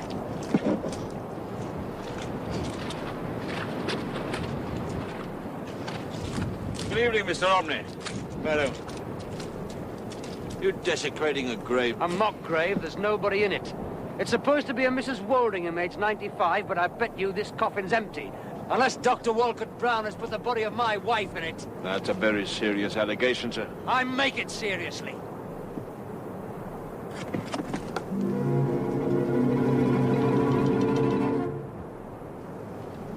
Aged about 95, I'd say. Give or take a year or two, sir. How did you know we were at the graveyard? You were reported to be acting suspiciously, sir, so we followed you to see what you were up to. Acting on information received, eh? I can guess from whom.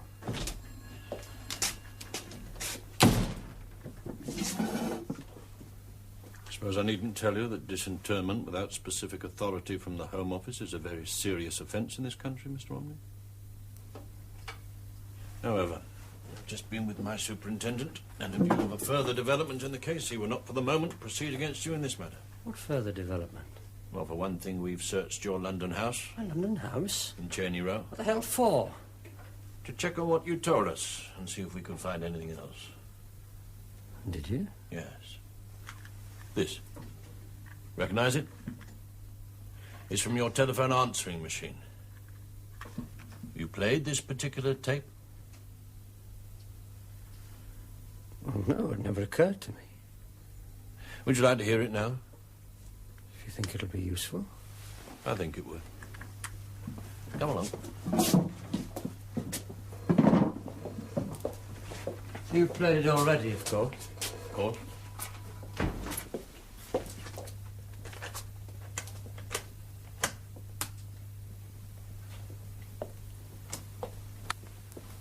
A message from Mrs. Omney. This is Harvey Nichols. Your handbag repair is ready for collection if you would care to call. My name is Walcott Brown. I'm the physician in charge of the Meadowbank Clinic on the Sunninghill Bagshot Road. Your wife was brought here this afternoon suffering from food poisoning. She's responded to treatment and there's no cause for anxiety. When you hear this message, would you telephone Ascot 24598? There's another message. Mark. Mark, where the hell are you?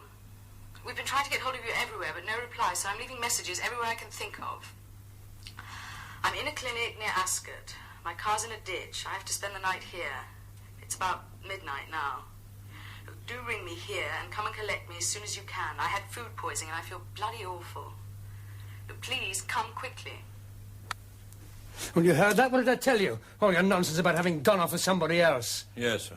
Well, doesn't it prove it's nonsense? Well, what it does seem to suggest is this. You said you couldn't have murdered your wife because you didn't know where she was. But this does seem to suggest that you could have known where she was at about midnight on Friday night by listening to that tape. But I didn't listen to that tape! Who says you didn't?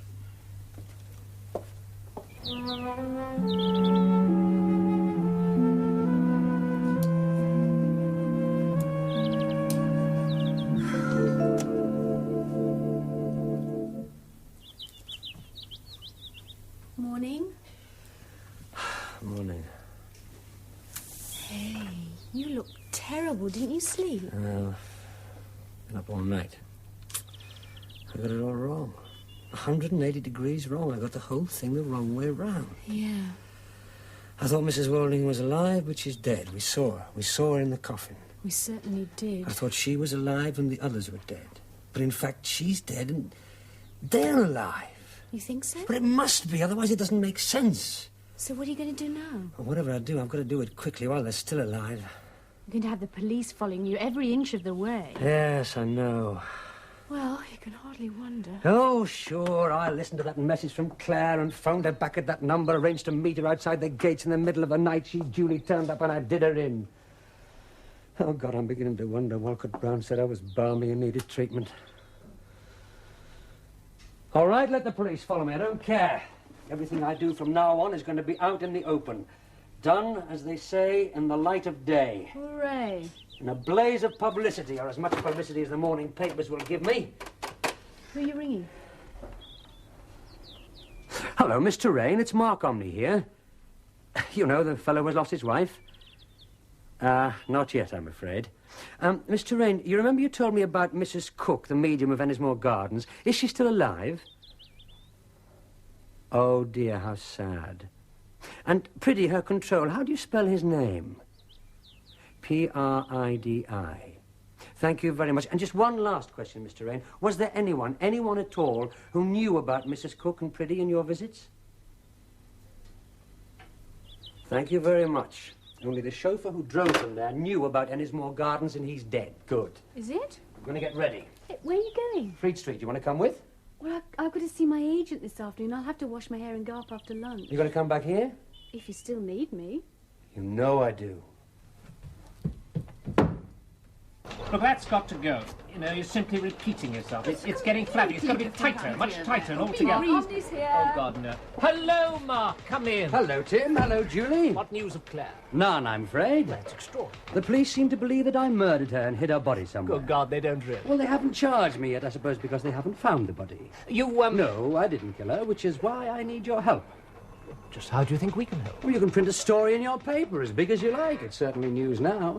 Disappeared last Saturday, nearly a week before the story breaks. And you're the chief suspect? Certainly am. Well, just how do you think it would help through print there? Well, Julie reckons Clare's run off with some well-heeled country type. I said it was possible. Now, even Clare wouldn't want me to spend the rest of my life with a murder charge hanging over me when all she has to do is pick up the telephone and say, hey, I'm alive. And if Julie's theory is not true? But if Clare is in trouble and can't pick up a telephone, it means other people are involved and one of them is bound to go to the police. It's possible. Possible? It's extraordinary, the number of people who actually do read your newspaper, you know. God knows why. Well, I suppose we could check with the police that they do suspect you. If that's all right with you. I'd be delighted if you checked with the police. Why? I mean, why would you be delighted? Because I want everything to come out into the open. I want Clare to come out from wherever she is, even if it means taking back her column from you.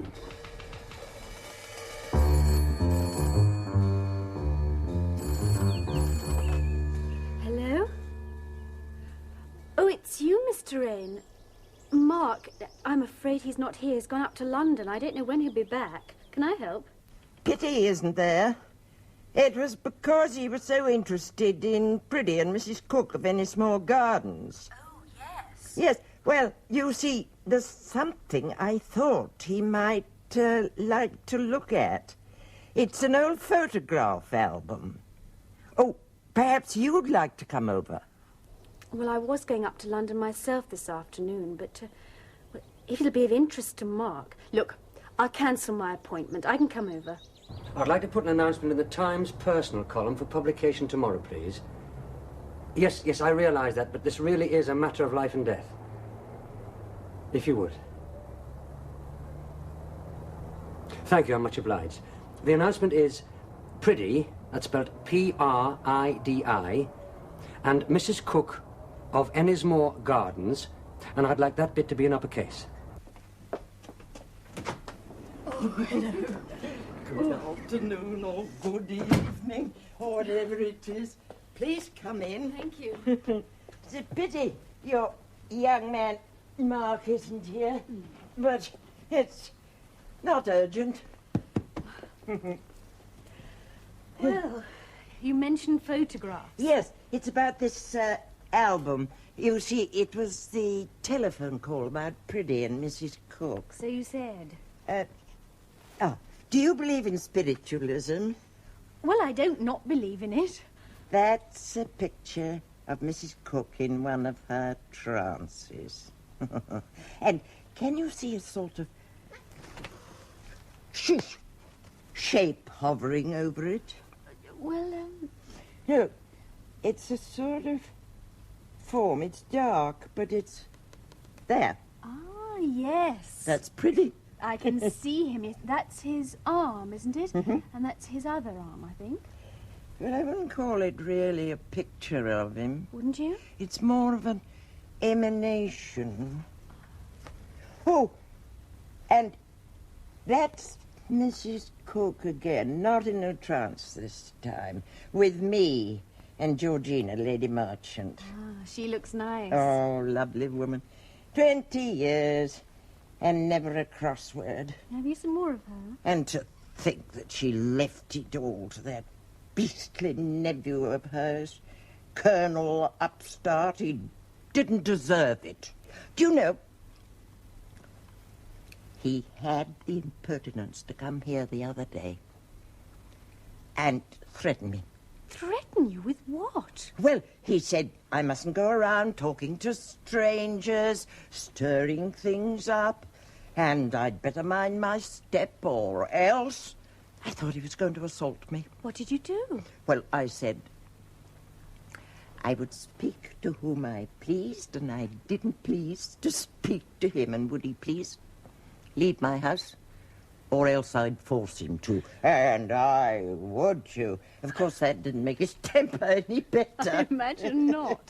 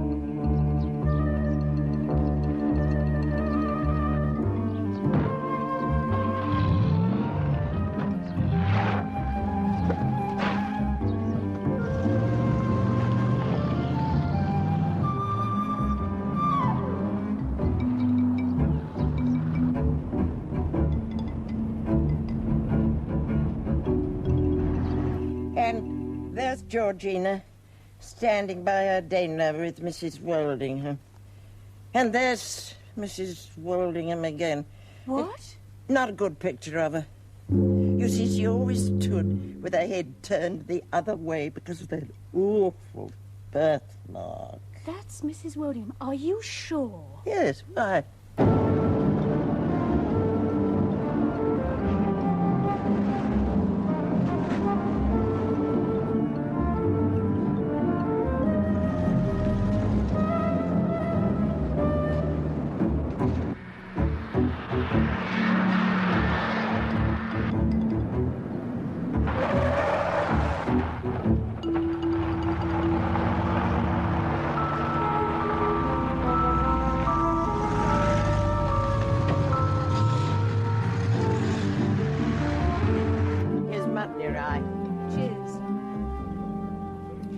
Don't get is why you're so interested in Mrs. Woldingham. She was a bore. Oh, it's just that Mark will be interested. He really will be fascinated to see that photograph.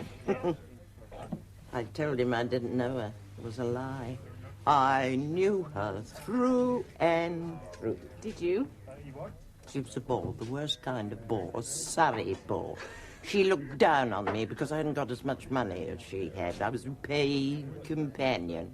Not allowed to join in the conversation, speak when you're spoken to. What a snob.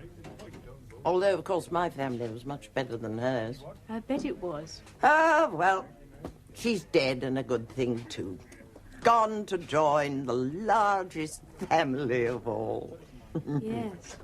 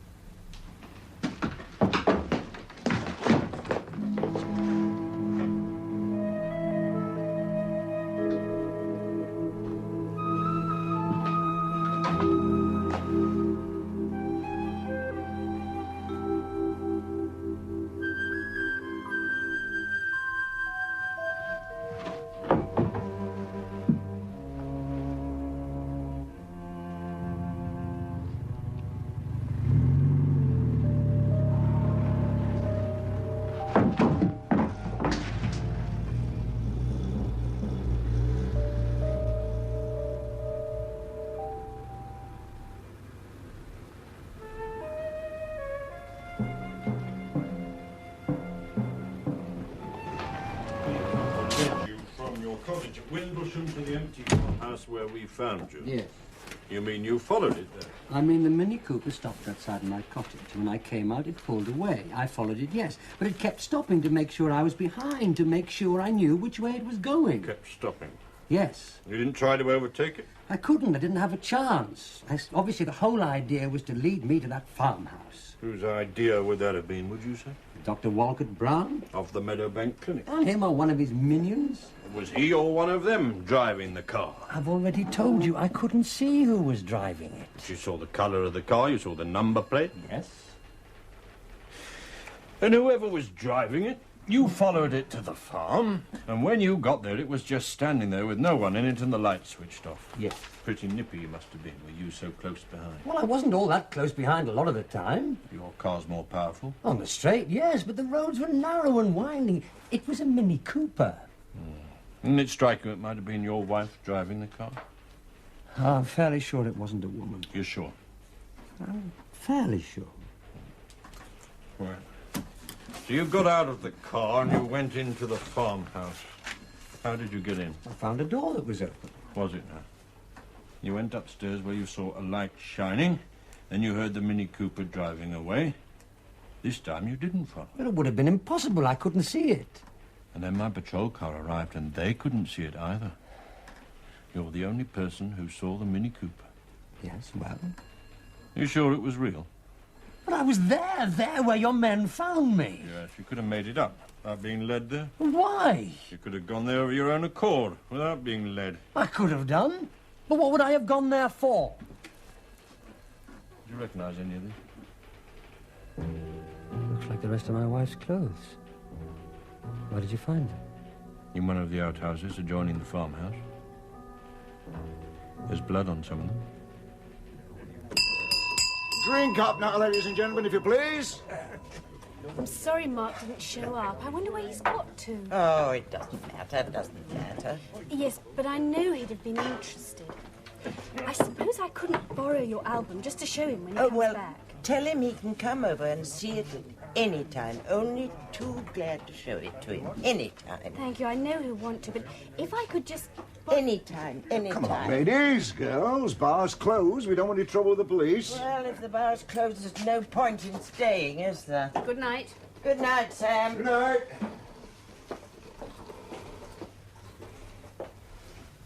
Hello? Yeah, that's right. Just wanted to say she's leaving. Yeah, I've been here with a young woman from London.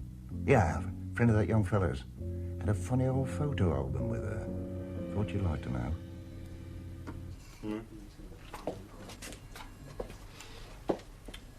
Well, should we go over the whole thing again right from the beginning? Not unless you absolutely insist on it. Or shall we try another method of getting at the truth? Oh, let's try another method. It'll make a change. Right. You tell me what you thought somebody was doing leading you to the house in the Mini Cooper and so on. To make it look as if I was the man responsible for the disappearance of my wife. You'd say? Yes. I'd say you were succeeding in making it look like that. Would you? Yes, I would. Next question. Why do you suppose that somebody to be Dr. Walcott Brown or one of his minions? Because I believe Dr. Walcott Brown to be the one who has most to gain by pinning the blame on me. How'd you make that out? Listen, how long has that clinic been going?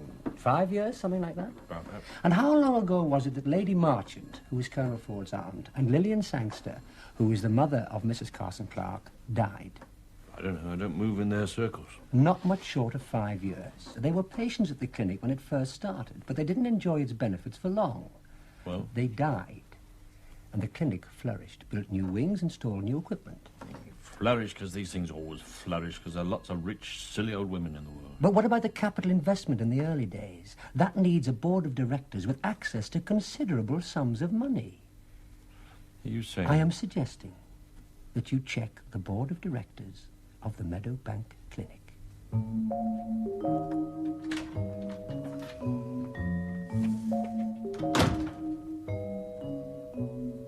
Mark?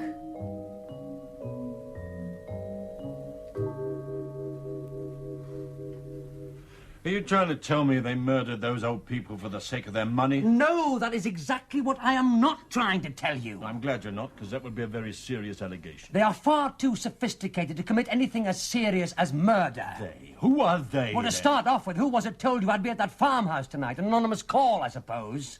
If you must know, Mr. Tom Dyer runs a taxi service in Sunningdale. He was on his way back from dropping a fare in Chobham. Well, who's Tom Dyer? Do you know him?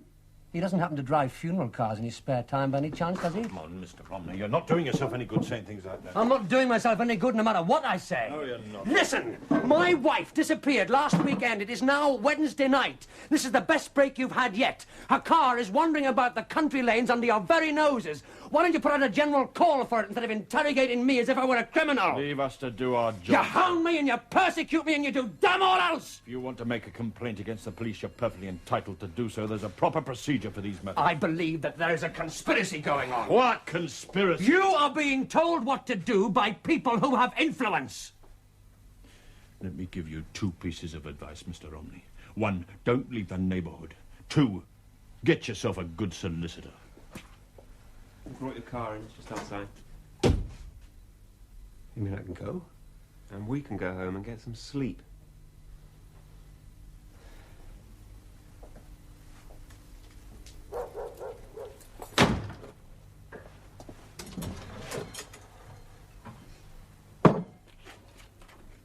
Hey, where have you been? Listen, something's At the happened. farmhouse where the police caught me looking as if I'd killed Clare. What? They found the rest of her clothes, blood-stained. Oh, Mark. Spent the whole of the night trying to persuade Tarrant that I was tricked into going there. Well, listen, there's some new evidence. I didn't go to London. I was with Blanche, and she has photographs of Mrs. Cook and Priddy and Mrs. Woldingham.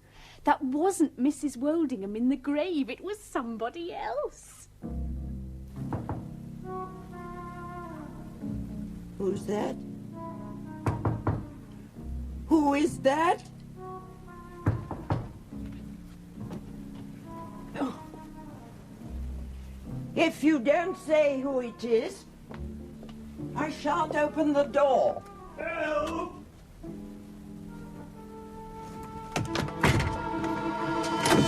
Find yourself a good solicitor. I'll tell him to find one. Inspector Tarrant, please. Insist on an apology. Do the police apologise? Not unless they can help it. What? Oh, well, never mind. I'll try later. Thank you. Right. I'm going straight over to look at Blanche's album myself now. Oh, you're a genius. Hey, you haven't found Clare yet. No. But I'm making progress. It's not that I don't enjoy this, but I like to know what basis it's on. Good friends or what? More than good friends. You're bloody marvellous. Show me along.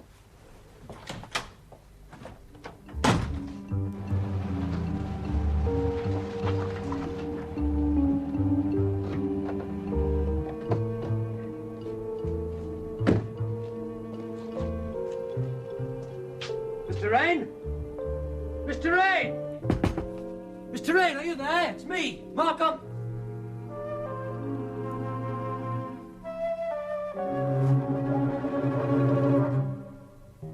Make it look like a robbery. Yes. You don't think it was? No, certainly murder. For whatever motive. I suppose you're going to say I killed her. You were here, Mr. Omney. I also phoned you as soon as I found the body. Where's her photograph album? The one she showed you? Yes, she had it when she left me. Any sign of an album, Barnes? No, sir. Well, she was clutching it as if it was her most treasured possession. You won't find it. That's what they were really after. They? Whoever killed her. You think so? Look, there are 2 things that could have proved to us that the body in that coffin was not Mrs. Woldingham's. One is Blanche, and she's dead, and the other is the photograph album, and it's gone. Well, there's me. I saw the photograph, and I remember it quite clearly. Anyone see you looking at the album or talking about Mrs. Woldingham? Of course, people in the pub if they were interested. Well, somebody must have been. That's why they came back here and beat her over the head. Who would you have in mind? Someone she knew. Excuse me. Afraid you'll have to come back to the station with us, sir. Help with our inquiries. Look, Inspector, why don't you make inquiries about that photograph of Mrs. Woldingham? We'll check with the family. That's useless. They want her dead so that they can inherit. Maybe you could try a local photographer. We'll find one. And perhaps you'll stop accusing me. Hello. Oh, hello, sir. Driving back home, saw your chaps outside. Just looked in to see what was going on. You all right? Yes, thank you, sir. What's the trouble? Miss Terrain done something wrong? She's been murdered. Murdered? Her head beaten in with a carjack, I'd say. Good God, poor old Blanche. Well, she hadn't got much money, you know. I imagine what she had was lying around the house. Yes, I imagine so. What are you two doing here?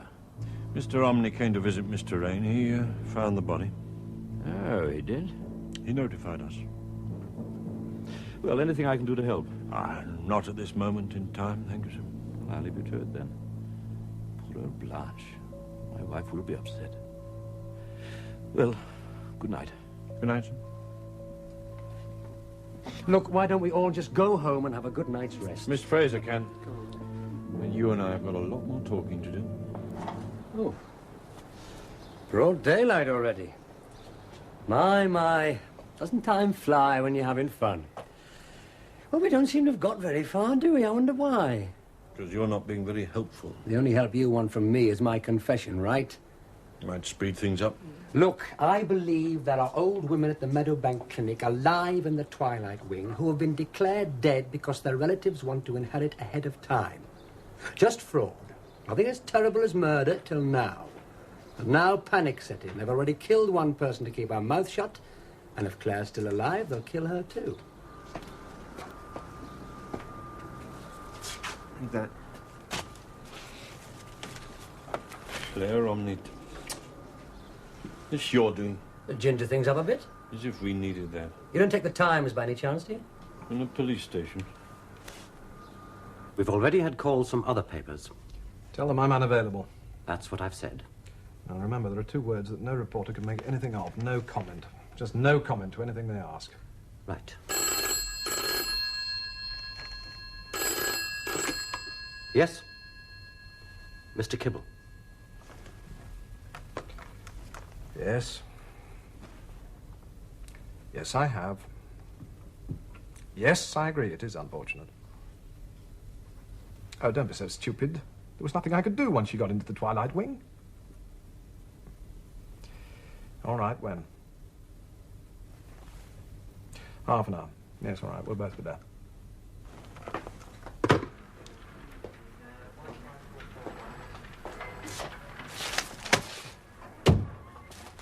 £15.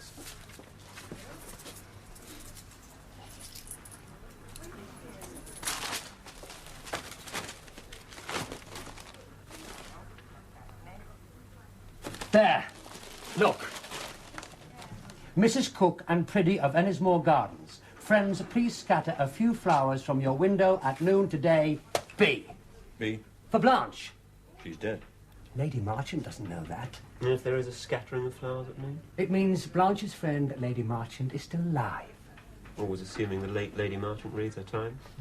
She always did. Newspapers, please. No Daily Post this morning. Tell everyone there's been another printer's strike in Fleet Street. We can have one of the others later, if they wish. Right. Lady Marchant's Times is there, isn't it? Yes. Thanks. No Daily Post? No Daily Post. I'm not waiting any longer. We'll start without him. I take it you've all seen this? All the copies of the clinic have been destroyed. I don't really think that's what we have to worry about. Meadowbank actually named. Of course we have to worry about it. Yes, I agree. It's a pity, but I'm the one who has to actually face the problem. None of this would have happened if the Omney woman hadn't been allowed to wander into the Twilight Wing in the first place. I have a feeling I'm being kept in the dark about things. I told you, Mr. Kibble. She was looking for a comb. Just a simple hair comb.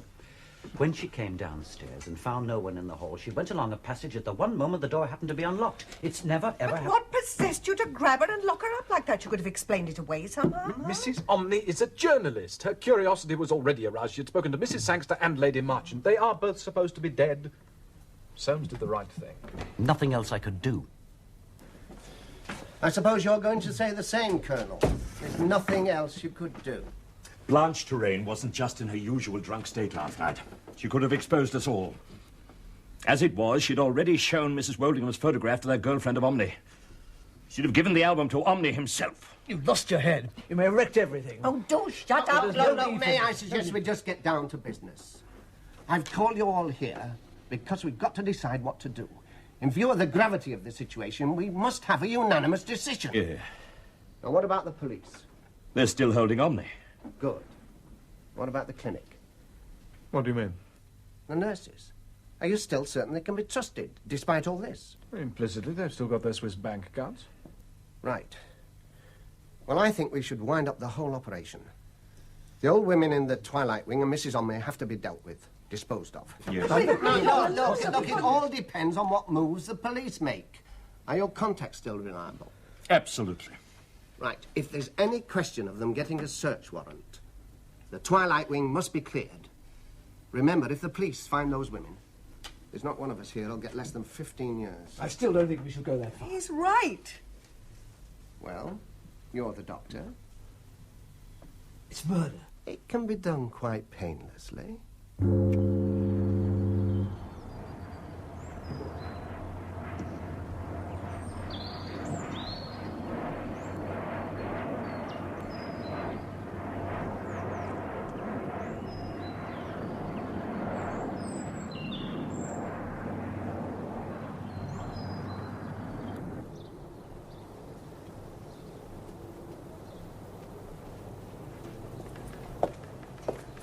Five minutes past noon. Still no flowers? Why don't you get a search warrant now? We're wasting time.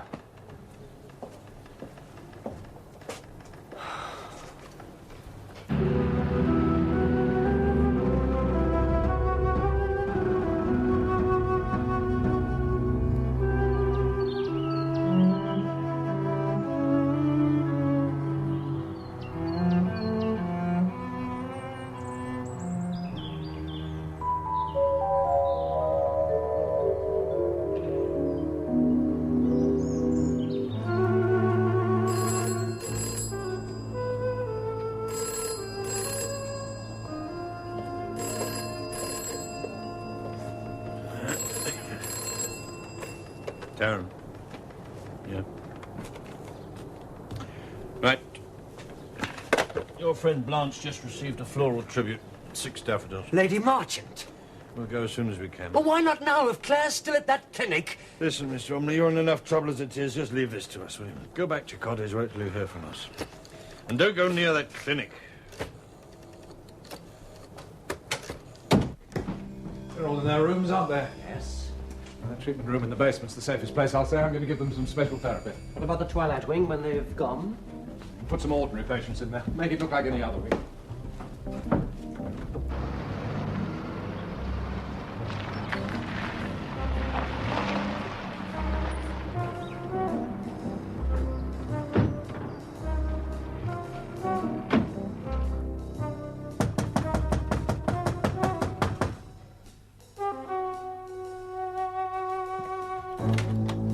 Morning, Miss Kibble, the Undertaker.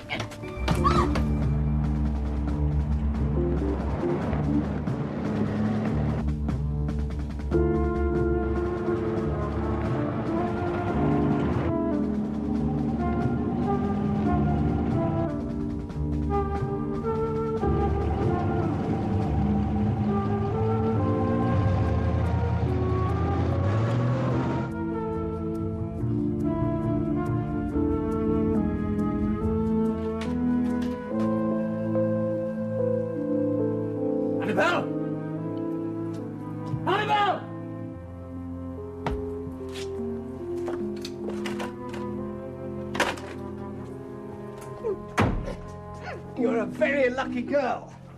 You could have ended up like Mr. Rain. We're not like that in this establishment. Are we, Mr. Dyer? Gentleness and tact are the hallmarks of our organization.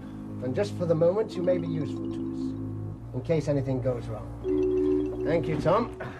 Go home for your tea now. Thank you, Mr. Kibble. First-class man. Silent as our customers. Where are we going? The treatment room, Lady Marchant. Does that mean we're going to have something special? Oh, yes. Most beneficial.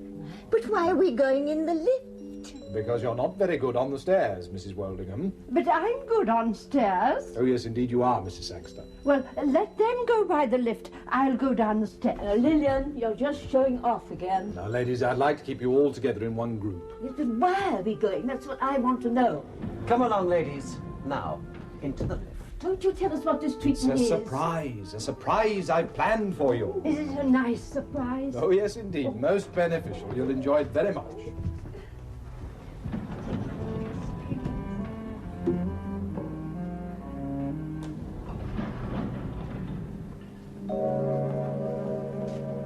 Oh, what's happened to her? Oh, it's Mrs. Omney.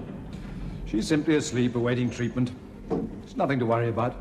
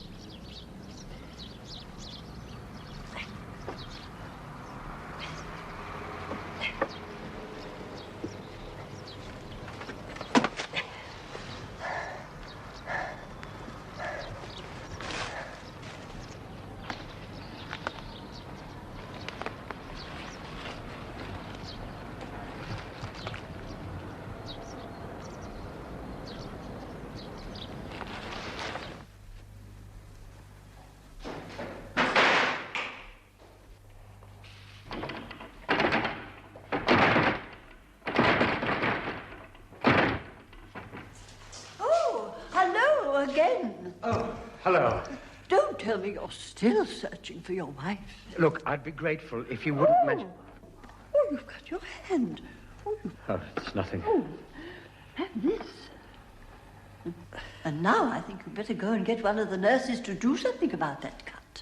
Yes, well, thanks. It's nice to see you again. Oh.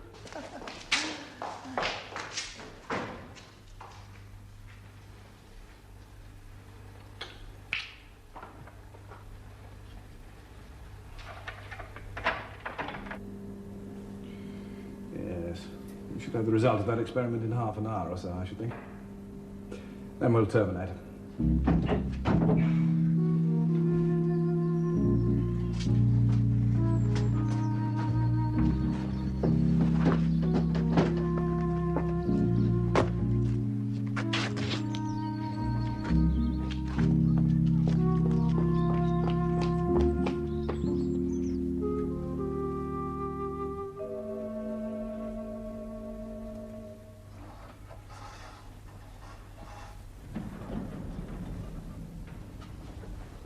Mrs. Franklin, you should be having your rest.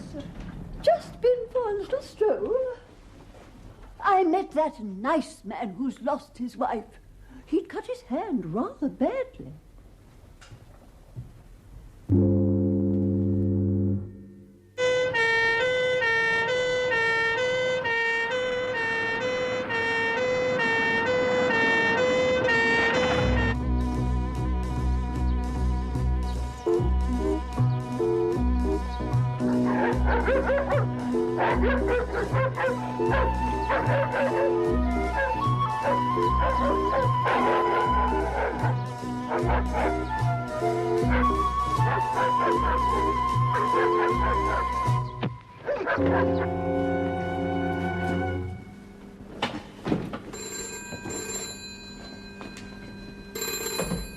Yes? The police just coming up the drive. Forget Omney for the moment. Immobilize the lift. We'll use the stairs and lock the door.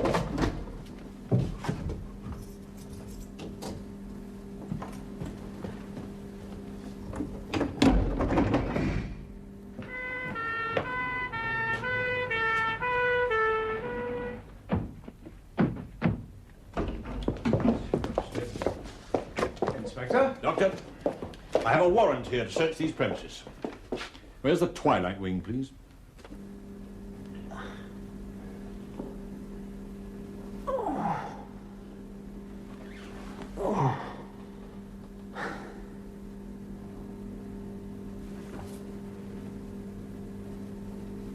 Claire? Claire! Claire!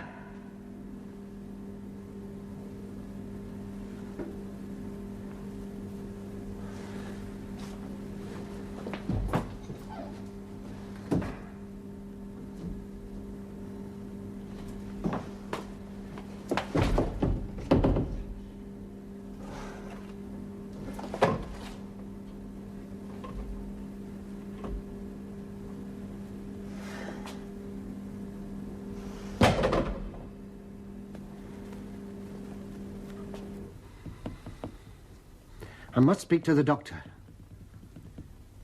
Has he carried out the instructions? What?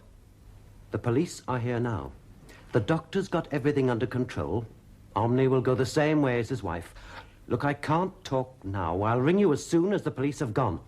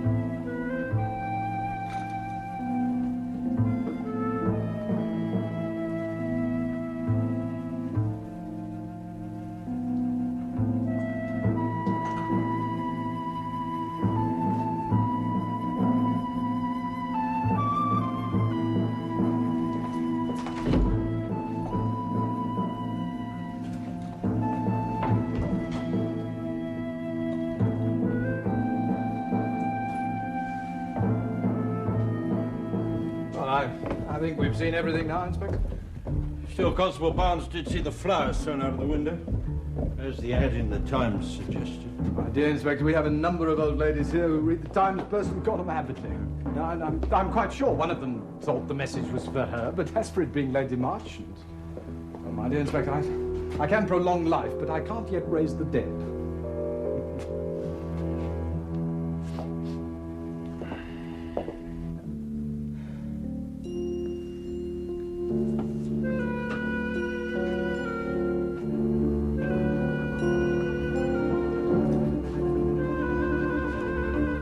What's that? It must have gone off automatically. What, an alarm from an out-of-order lift? You got a basement? Silence! Stop it! Come on, down here.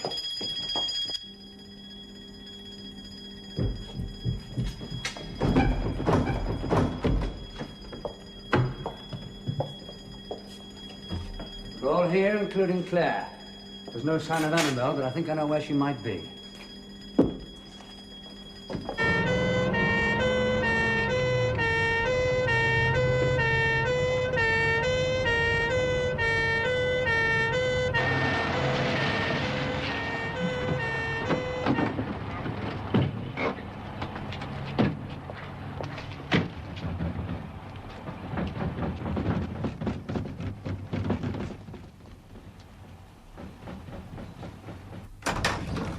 You can't do that. So there's somebody... Oh! Annabelle! Annabelle! My God!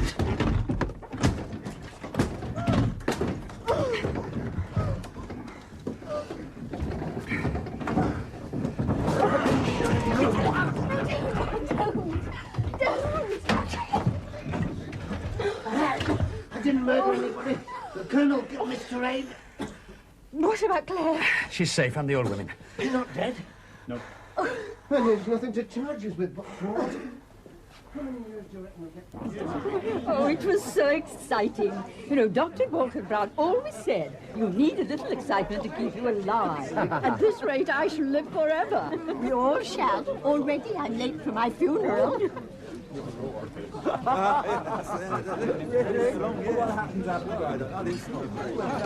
Now I really know what it's like when you don't exist. Like in Russia. Well, I kept your column warm for you. Oh, thanks. Actually, you can go on filling it for a few weeks while I write the whole story. Tim's giving me a week's issues. Centre pages. Solid offers from 2 publishers for the book rights, and they feel there could be a film in it. Written by you, Miss Bromley? Maybe I'd be too close. If there is a film, there could be a small part for your friend. Annabelle? Oh, that would be nice for her. Mind you, there wouldn't be a celebration here at all if it weren't for Miss Fraser and your husband. Well, just as well I remembered Mark had a keen sense of smell. Ah, yes, the perfume. Yes, and a good memory for the things I hate. Look, I must go and talk to Tim, the man from syndication. Excuse me. Big story for both the Omneys, eh, Inspector? Yes, well, I suppose you could put it that way. Excuse me. Fine. What happened to Annabelle? Why isn't she here? She couldn't come. Or wouldn't come? Or wasn't invited? Still the Iron Maiden, eh? You're too sensitive. Maybe that's where you're going wrong as a writer. Excuse me.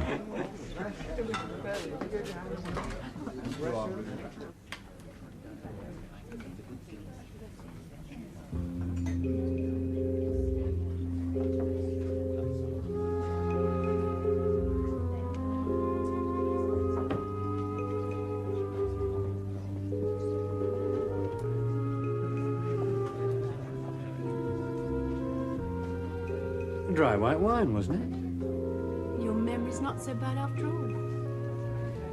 Where's Claire? Oh, she thanked me very nicely for all I'd done and then went back to work. And? Oh, it's going to make a wonderful newspaper series, maybe even a book. Poor old Mark. I don't think so. A dry white wine and, tomato juice.